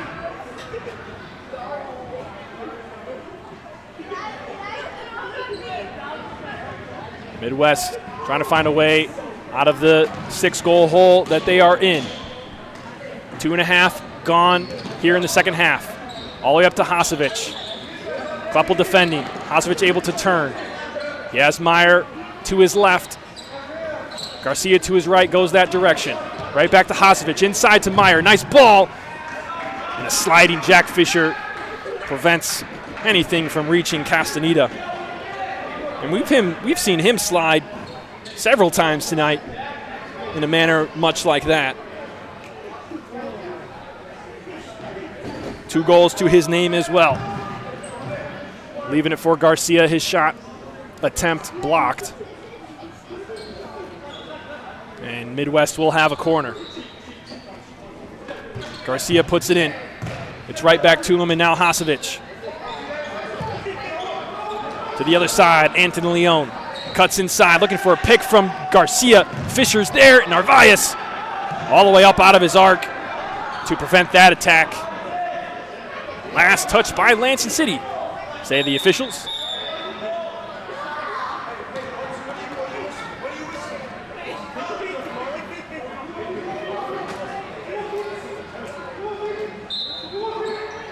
And it looks like a shin guard was on the floor. They get it back to the appropriate player. And now Midwest across half. Hasovich looking for space inside. He's trying to find Era Montañez. Instead, the other way, it's Jack Fisher. He's trying to work with Drew Barney. Those 2 young players of Lansing City have shown quality tonight. Raul Montañez now back, and he gets it back. Saltzman trying to keep it going. Can he get it in? He's rammed into the net, and no call. He can't believe it, and he's going to receive a yellow.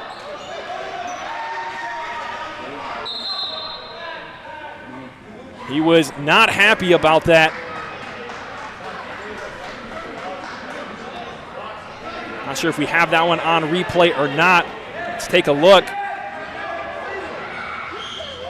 He thought that he was fouled. Little push first, hip from number 15, Raul Montañez. Not an outright shove, but I think we are going to have our second challenge of the day.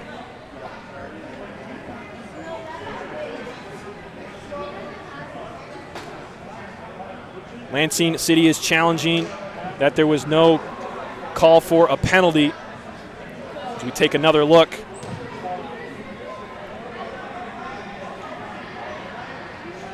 And if you're new to, didn't hear the situation for in the first half, video support being introduced to the FCS. You can check it out at futsalchampionseries.com/video support. Mimics the FIFA version. And being put out tonight, both teams get a challenge as a part of it. And this is the replay that we're looking at. And the final decision is a penalty. Wait, no, not a penalty. Did he point penalty? PK, okay, that's what I thought. But then it looked like Narvaez was like happy with it. So then I was confused. Penalty is the final decision. So a foul that results in a penalty does not count towards the foul count, but Kleppel steps up from 6 meters away. Marco Narvaez stands in front. Kleppel nearly rips the back of the net, and Lansing City have 8.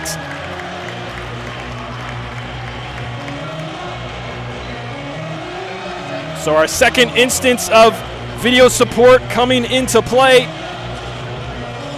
And this time the call is reversed in favor of Lansing City, and it results in a penalty. And if you missed the first half, a challenge by Lansing City failed, resulted in an upheld penalty for Midwest, one that Castaneda slammed the door on.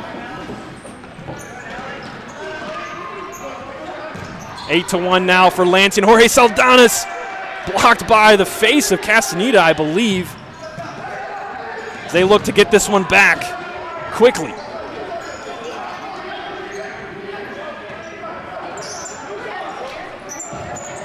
Raul Montañez with it. Yes, Saldanas down the line, inside. Oh, just wide for number 29, Ishmael Gutierrez. Got by the foot of Castaneda. Couldn't get it between the posts. That one didn't miss by much. Here is Saltzman. Now Ali Ahmed. Little grab on him. He goes to the floor. No call. Castaneda gets all the way up out of his crease.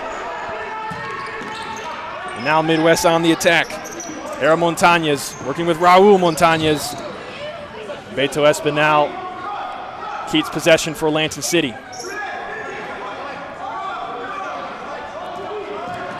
Espinal down the line. Saldanas with the slide. Ahmed hops over it, and now a 3v2 for Midwest. Toe poke. Doesn't get by Saltzman.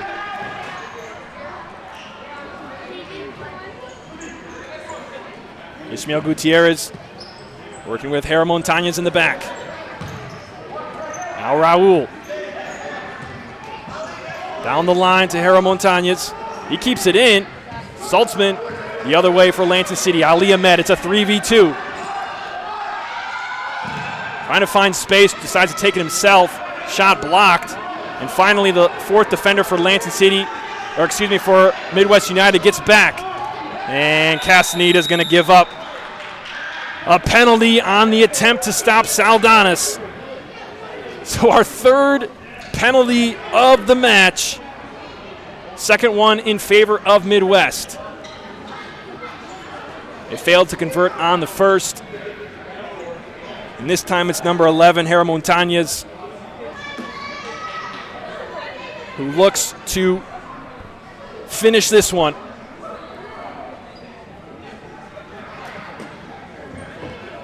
Goalkeeper can come off his, actually no, not in this case. He cannot come off his line for a 6-meter penalty here.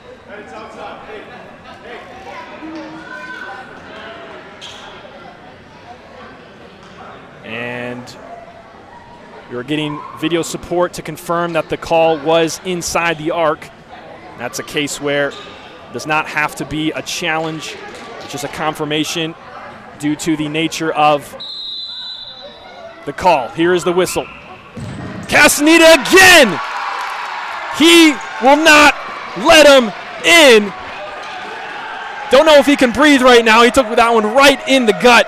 But Castaneda is 2 for 2 on saving 6-meter penalties tonight.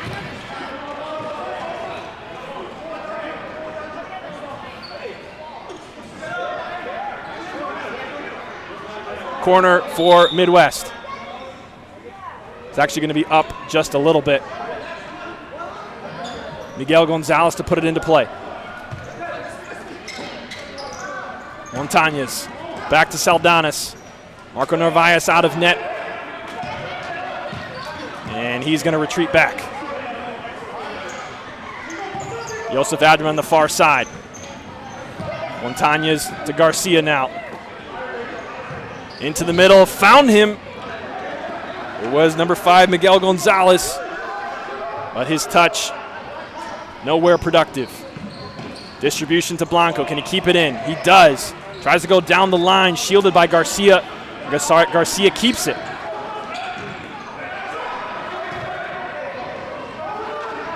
Josef Abden working with Gonzalez.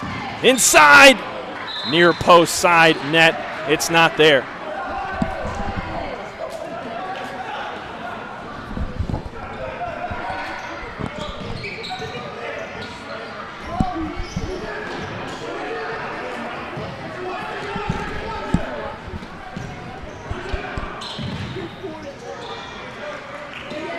Kleppel collects here on the attack from Midwest, facing a double, and he sends it into the bleachers.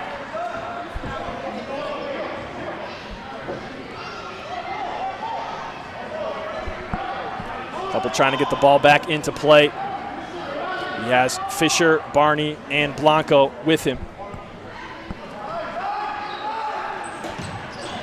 13:44 to go here in the Lansing City Arena. It's 8-1.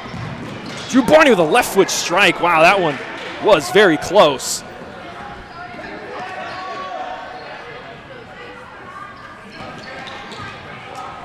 Little chip in, looking for Sabanovic and Fisher on the defense.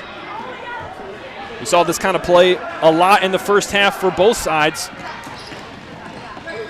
Physical and active pivot and fixo play. This one gets sent from the corner all the way over to the other side by Abden, and Damir Sabanovic is in pain.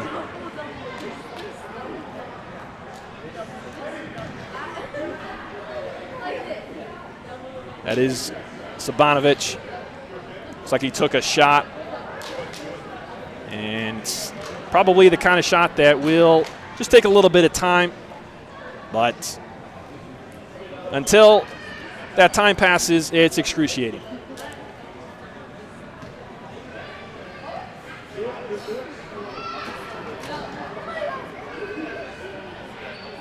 A little bit of history on these teams.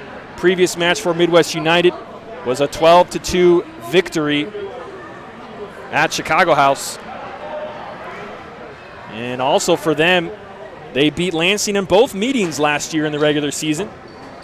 A 12-10 victory here in the arena. And I believe the other one was 7-5 at home. Play gets restarted with Lansing City on the far side. Ball bouncing around in the defending half of Midwest. Garcia collects. Chips it up to himself, trying to find Sabanovic, and Blanco is there. Working with Kleppel. Kleppel gets hit to the ground, and we have our first foul of the match.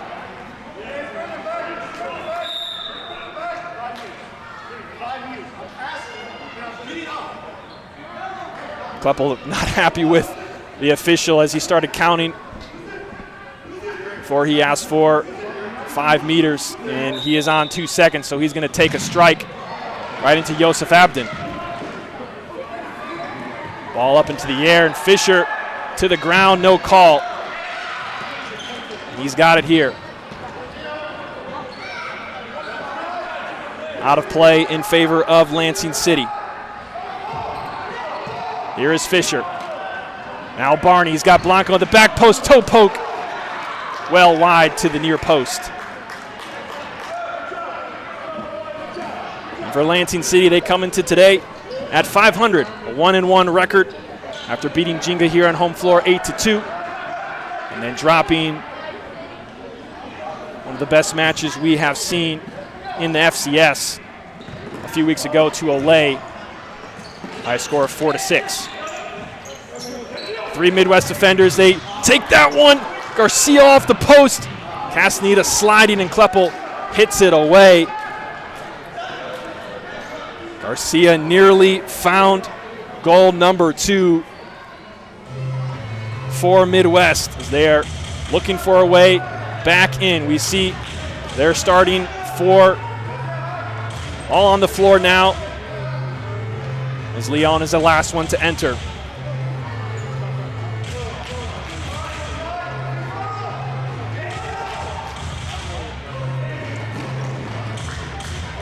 Narvaez puts that one out of play, or I should say watches it go out of play.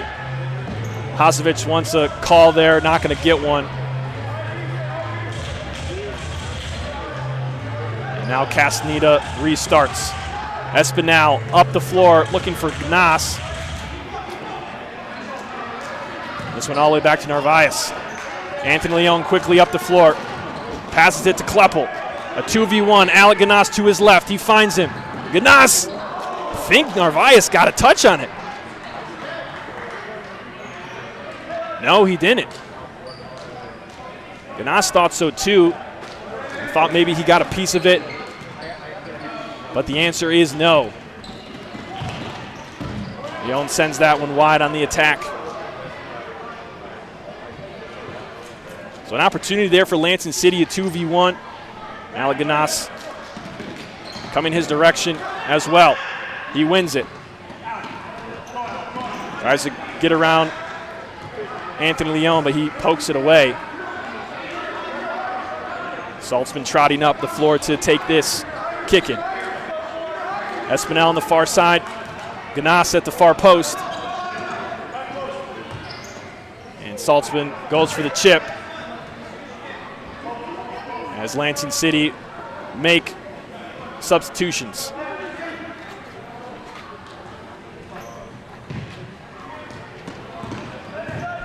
Isaiah Meyer gets it out of the back. Anthony Leon, 2v1. Finds Hasovich into the middle. And his shot doesn't get past the foot of Blanco. Isaiah Meyer quickly to Garcia. Garcia into Blanco. He's sent out of play, no call. And now Anthony Leon finds Hasovich. It's an easy one, and Midwest have their first one of the second half. We take another look. Just them both getting behind. Anthony Leon was wide open. And Hasovich, after his ball snuck behind the Lansing City defense, you see those 3 players there. And nothing Castaneda can do about it. And Midwest get number 2. Lead back to 6 for Lansing City. They're back to their starting 3 plus Kleppel. Blanco, 1v keeper. Narvaez meets it at the top of the arc. Blanco unhappy with how that one turned out. Nearly halfway through here in the second half. Saldanas finding space, finds the 5-hole.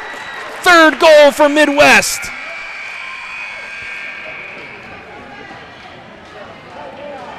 Jorge Saldanas got a little space outside of Kleppel, and Castaneda couldn't close quick enough And Saldanis, a one-man effort to put Midwest United at 3. 2 quick goals for Midwest. Is this the start of a run for them? Narvaez out of goal. Up to the pivot spot, Hasovich. Finds Anthony Leon at the near post, kicked away by Castaneda. Man, right now an 8-3 scoreline. If Midwest score on their 2 6-meter penalties, it's only a 5-8 game. It's still 3 goals, but a much closer feeling match than 8-3. Castaneda up the floor to Fisher. He tries to keep it in, not able to do so. Narvaez goes quick. Anthony Leon. And he dribbles it out of bounds with Fisher to the floor again. I think he lost his shin guard as he goes back to retrieve it.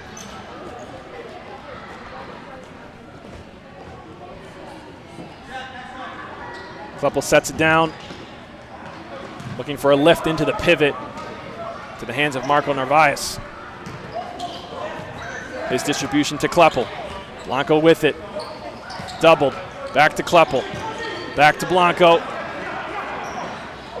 Fighting off defender on his back. Now Kleppel to Espinal. He's got Fisher on his right. Great defense from Anthony Leon. Continuing the pressure on the defensive end throughout this game. And here he is setting a little pick for Hasovich. He gets some space. It goes into Kleppel, and this one's going to be called against Lansing City, their first of the half. Looks like it'll be a 2-man wall for Lansing City. Anthony Leon stands over it. Hasovich to his left. Meyer and Saldanis hovering around the near post. Saldanis sets a pick for Meyer. And his shot doesn't get much behind it, and it goes wide.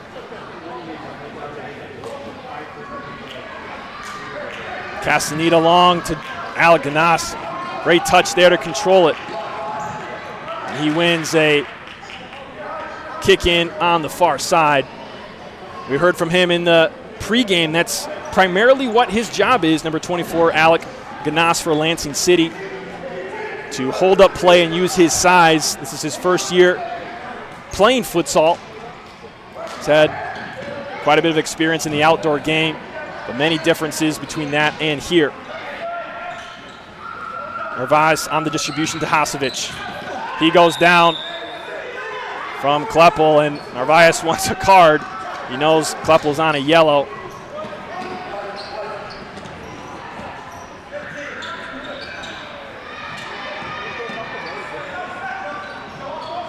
Ball changing possession quickly in the middle. Midwest come out with it. Isaiah Meyer on the inside. His shot doesn't get by Espinal. And the transition for Lansing City not there. Crispane stops that one. He gets the ball from Nas. Only the keeper of the beat tries to go near post and kicked away by Marco Narvaez.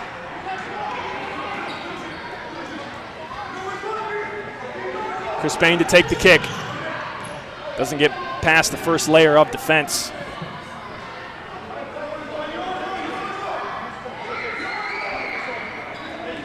Crispane puts it down.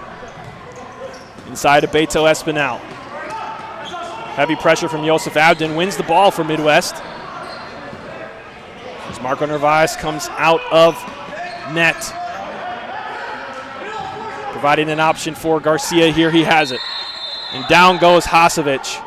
And it's a yellow, down goes Kleppel, and a yellow for Hasovich.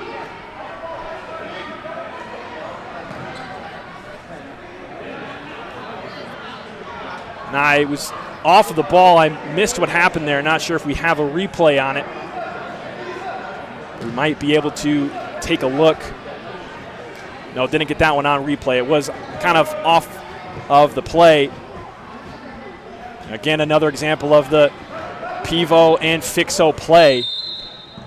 that we have seen be very physical in tonight's match. Off the kick, and Jack Fisher screaming in pain on the defense from Garcia. Let's take another look. He just whacked him in the ankle there. Totally missed the ball. Not sure how that one got missed. Lansing City have used their challenge successfully already.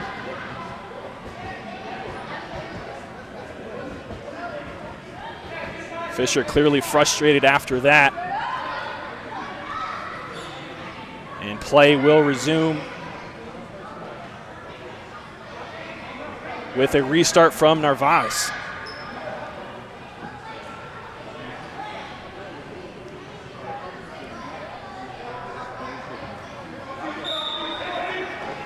He goes long to Hasovich. Hasovich holds it up. Keeps possession back to Garcia. Fisher replaced by Saltzman for the time being. He's walking, trying to walk off that pain behind the bench. Garcia inside to Hasovich. Can he get by Kleppel? No, he can't. The sliding Kleppel sends it over the sideline. Gio Garcia off the corner, sends it up and over the safety netting. We'll need another ball, as looked like he slipped on his plant leg. Hopefully he's okay. Maybe cramp. It looks like he's going to receive some help from his teammate, perhaps stretch out that calf. You see Coach Hector Fernandez of Midwest come out onto the floor.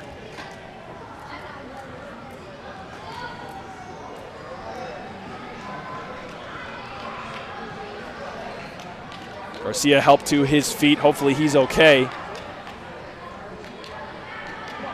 We saw a similar thing happen in one of the Lansing tours, one of the FCS tours here in Lansing over the summer. But of course, in that one, Garcia was playing a lot of futsal in one day. Hopefully he's okay. Looks like play will be restarted with Castaneda as Garcia takes a seat. And currently on the other side of the floor, we're seeing Jack Fisher have a conversation with the officials, wondering how the last play was not called a foul. Calm conversation there. Meanwhile, Narvaez to get things going again for Midwest. To Josef Abden on the far side.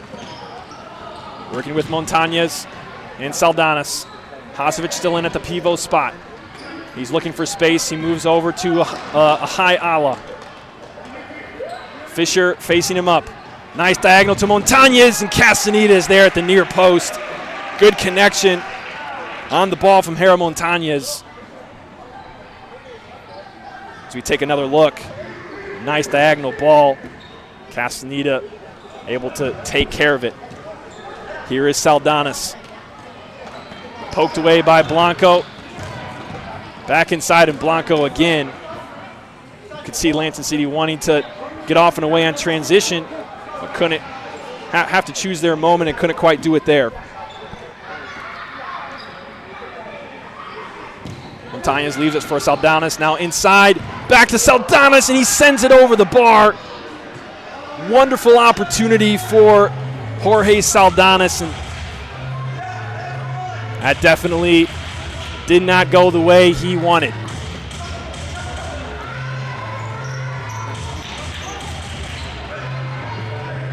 Lansing City on the transition.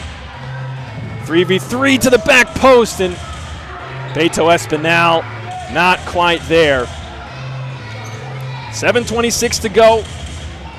Lansing City with an 8-3 advantage after leading at halftime 6-1. So this half has been 2-2 on the scoreline.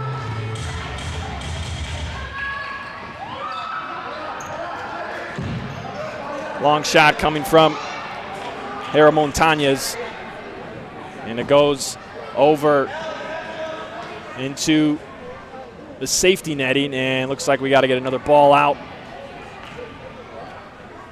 Happened a couple times tonight. Castaneda to get things going again. Finds Nas. Nas holding up, able to turn. Not much pressure on him. Working on the near side and gets clobbered. Third foul for Midwest.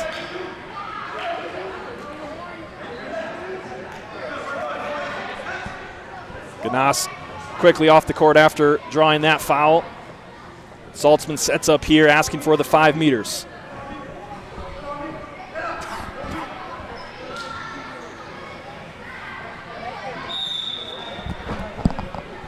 Here is Saltzman. Finds Espinal inside. Was looking for Timblow. It was under his foot. Saldanas to put it back into play. All the way to Narvaez. Long diagonal to no one. And it will be Lansing City kick in. Ali Ahmed to take it. Joining Espinal, Timblow, and Saltzman. The 4 for Lansing City. They have a couple players waiting to come in as well. Nyasaba and Chris Bain. Nice meg from Ali Ahmed. Just a good touch to keep control. He's working with Saltzman in the back. He finds him, and Saltzman loses control as he was stumbling backward. And now Midwest with control. Saldanas inside, finding Isaiah Meyer, and his attempt goes well wide.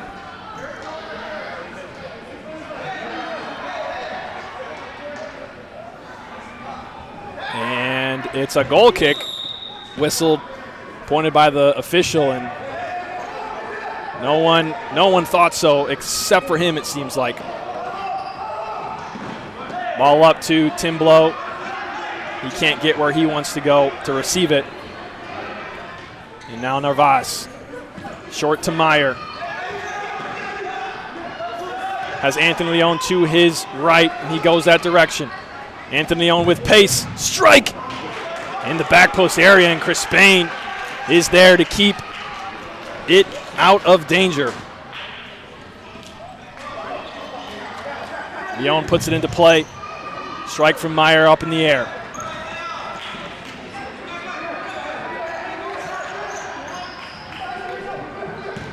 Just over 5 minutes to go in this game. Ball out of play. Last touched by Midwest United, say the officials. Kleppel to put it back in. Goes down the line. Not on the same page with Timblow. Up at the pivot spot.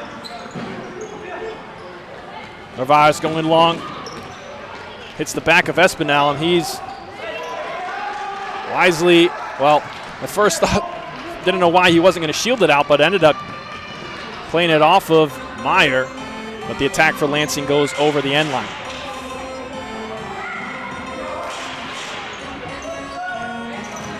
Ball given away. Here's Kleppel. Blocked by Narvaez. The follow-up by Nyasaba is wide. Pace a little bit slower in this half than in the first. If you missed the first half, the pace was blazing at times. Has slowed down a fair amount to this point. Meyer's try blocked out of bounds by Chris Bain. Narvaez starting to inch up the court right around the 10-meter spot as a potential option. Finding some space for a left foot strike is Hera Montañez, but it does not trouble Castaneda.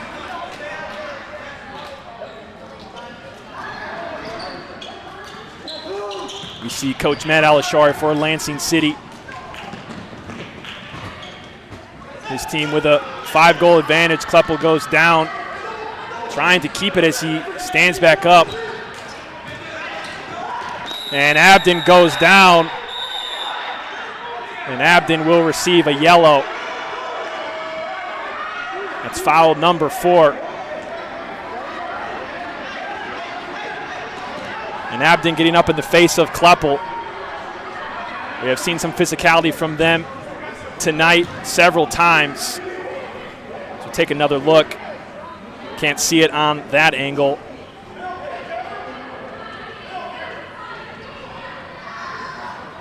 Maybe we can see it on this angle a little bit better. Played in by Abden. And collision in the middle. Kleppel made the first contact and Abden through. And we're getting a confirmation on what is challengeable or not.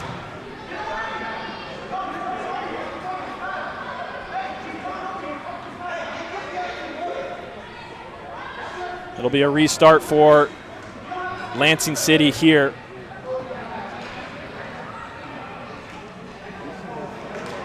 There's still a conversation going on between Kleppel and the official on the far side. Gio Garcia was talking as well. He still is. And still awaiting play to be restarted. Just under 5 to go here in the arena.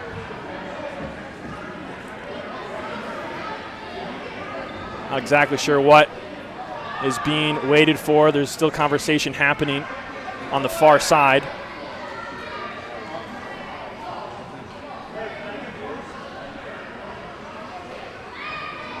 Receiving confirmation from the official, foul and card against 24 Joseph Abden.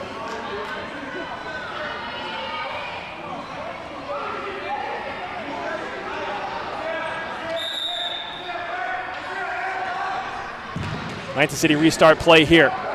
Looking inside to Blanco, it's not there. Ball out of bounds, last touch by Saldanas. Kleppel trying to find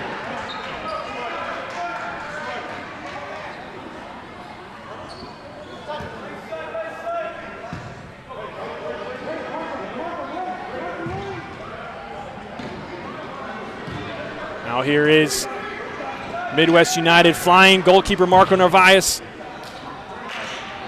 up the floor on the far side. Extra attacker as they are down 5.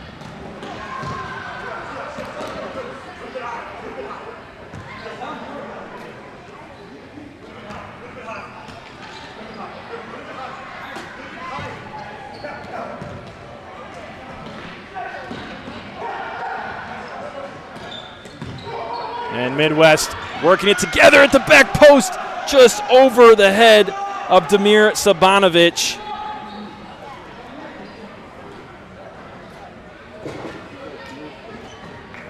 And Castaneda will go and collect and put this one back into play. We have a slight issue with the main camera here. If we work on it, Midwest with an attack, toe poke from Meyer, saved by Castaneda. And it will be a corner for Midwest. 4 minutes to go. Anthony Leon sends it wide.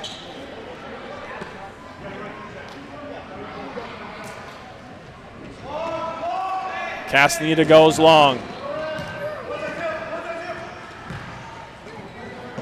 Saldanas in the back has it for Midwest. Looking inside to Sabanovic. He turns, plays the back foot of Meyer, right back to him. Now Saldanas all the way to Leon. Only 4 on the attack for Midwest currently.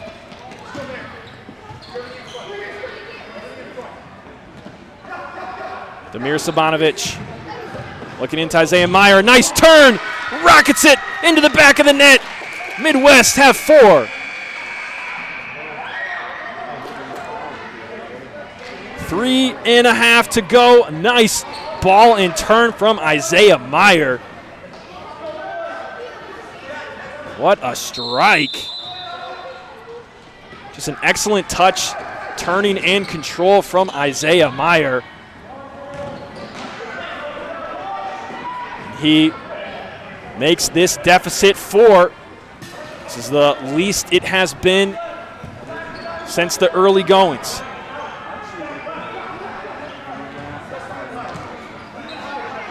Narvaez up the court as a fifth attacker. 3 minutes for Midwest. Alec Canas tried to catch Narvaez out of net. Can't do it. Lansing City making adjustments to get into this diamond defensive zone as Narvaez fully commits, is all the way up the floor in the corner here on the near side, just off your screen.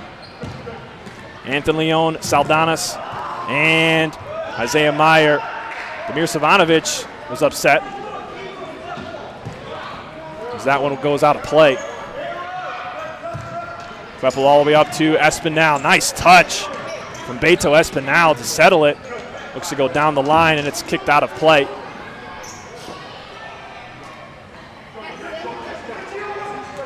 Here is Saltzman. Trying to find Espinal, but can't connect.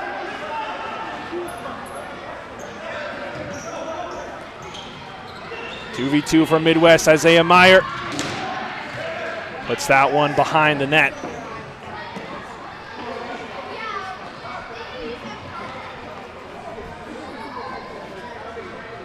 .2:28 to go now. Here in the arena, Lansing City with the 4-goal advantage. They led at the half 6-1, and Midwest have been able to narrow that margin back down to 4.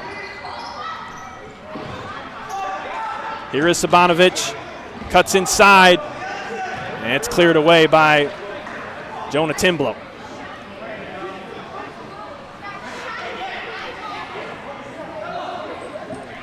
Narvaez is going to put this one into play. Confusing there as that uses his touch as a goalkeeper. Now here is Jorge Saldanas.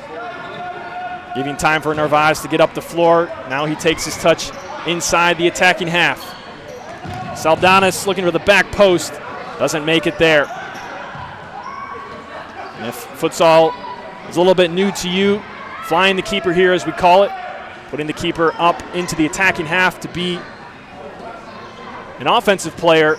He does have unlimited touches on the ball while in the attacking half, though typically in the defending half he's limited to 1 as a layoff for Anthony Leon goes wide. Good play though, and a nice chance for Anthony Leon, trying to find the back of the net. He has 1 assist on the night. Nayasaba on the turn, wow. Didn't think he'd be able to make much out of that. Really tough angle. And Nayasaba missed the far post, probably by less than a meter, maybe half meter. Isaiah Meyer on the attack, and he has it here to kick it in. Anthony Leon, strike, and hit up and over the goal by Castaneda. He is over 20 saves tonight. He's been performing very well for Lansing City. Oh, this is a nice ball diagonal to Isaiah Meyer, and Midwest still hanging on with 1:05 to go. They get number 5.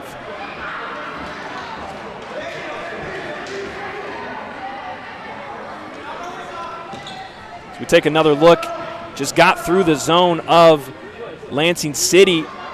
Looks like Espinal maybe didn't pull down as far as he needed to. Could have been Kweppel needed to step.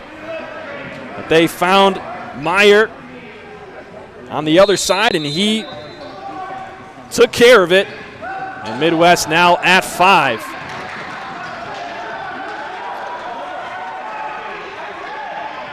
Narvaez up the floor again. We're under 60 seconds to go. Sabanovic, a strike right near Saldanas. He can't get his body in a position to put it on frame. Last 4 or 5 minutes here, Midwest been putting the pressure on Lansing.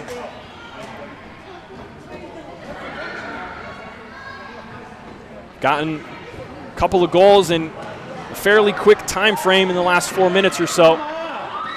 Right now they're defending. Timblow trying to have some kind of attack.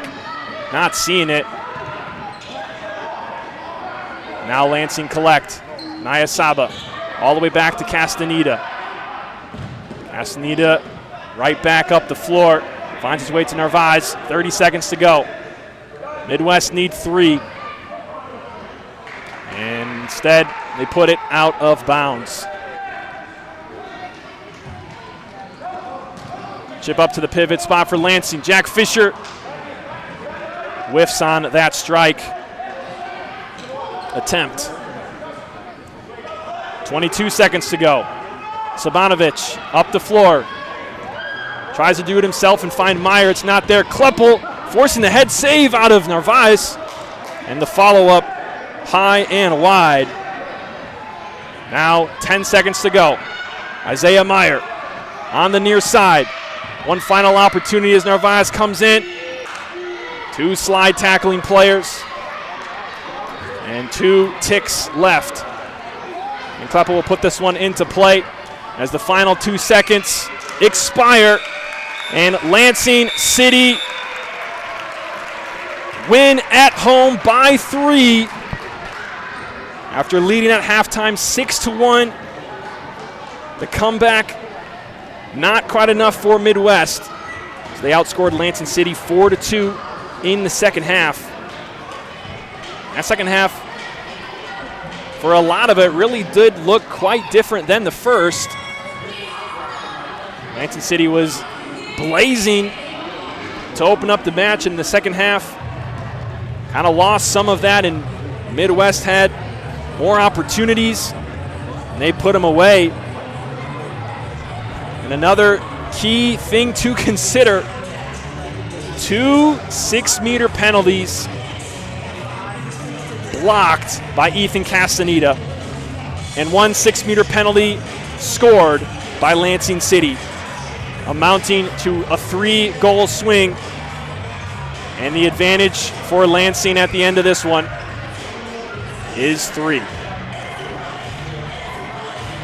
Midwest heading to the locker room, and Lansing City still on the floor, talking some things over. What a match we saw here at the Lansing City Arena. As we enter into the Pod Escape Room post-game show. You see that stat right there. Midwest had the advantage last year, 2-0 in the matchup, and this time it's Lansing City. This is the only time these 2 teams will meet this year in the regular season.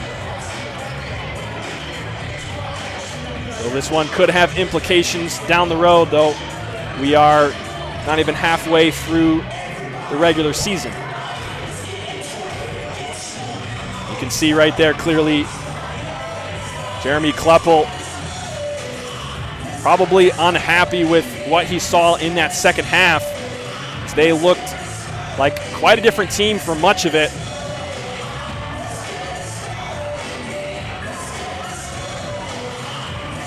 For Midwest United there, as they take a photo in the net, able to get into this deficit in the second half. Isaiah Meyer had a couple of key opportunities.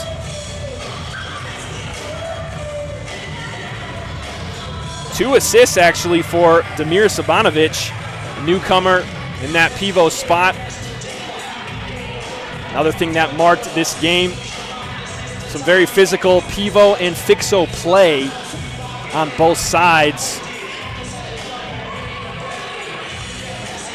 So Lansing City will improve to 2-1, and Midwest United drop to 1-1-1.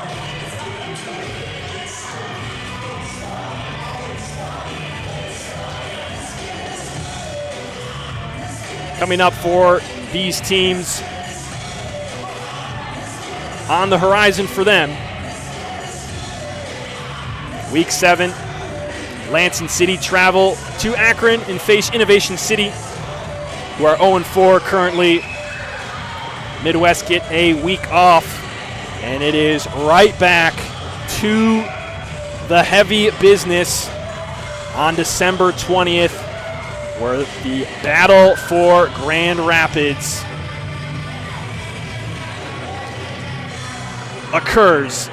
They will face Ole Futsal Club at the home of Ole. That's what's upcoming for these two teams. Wow, what a match we saw here tonight. Lansing City get the 3 points at home with 6 goals in the first half. Kleppel had a hat trick, Fisher with 2, Barney with 2, and Ali Ahmed added 1 of his own. And 2 assists for Alessandro Blanco. Some key stats there for the Lansing City side. And for Midwest, Isaiah Meyer ended up with 2, Hasovich had 2, Saldanas with 1, and Anthony Leone with an assist. That was how they got their points on the board tonight. That's going to wrap up a day of 3 futsal games today. The women's, Chicago House and Shoreline kicking it off. A lopsided 15-0 game, and then thriller down to the last minute between Shoreline and Chicago. I actually didn't get a chance to watch the game because we were setting up here, but that one, I believe, ended in a 1-goal margin. Shoreline had the lead for a lot of the game, and Chicago House took them down to the wire. And then here at the Lansing City Arena, Lansing City get the victory 8-5, and that wraps us up for our coverage this weekend. Be sure to tune in to the third half this coming Thursday, where we will chat about all things going on in the league. We'll talk about the games that happened this weekend and what's to come. And we might even have a special guest on there for you. I'm Jared Kleppel along with all the production crew. Thank you so much for tuning in to the Futsal Champions Series Live. We'll see you next time.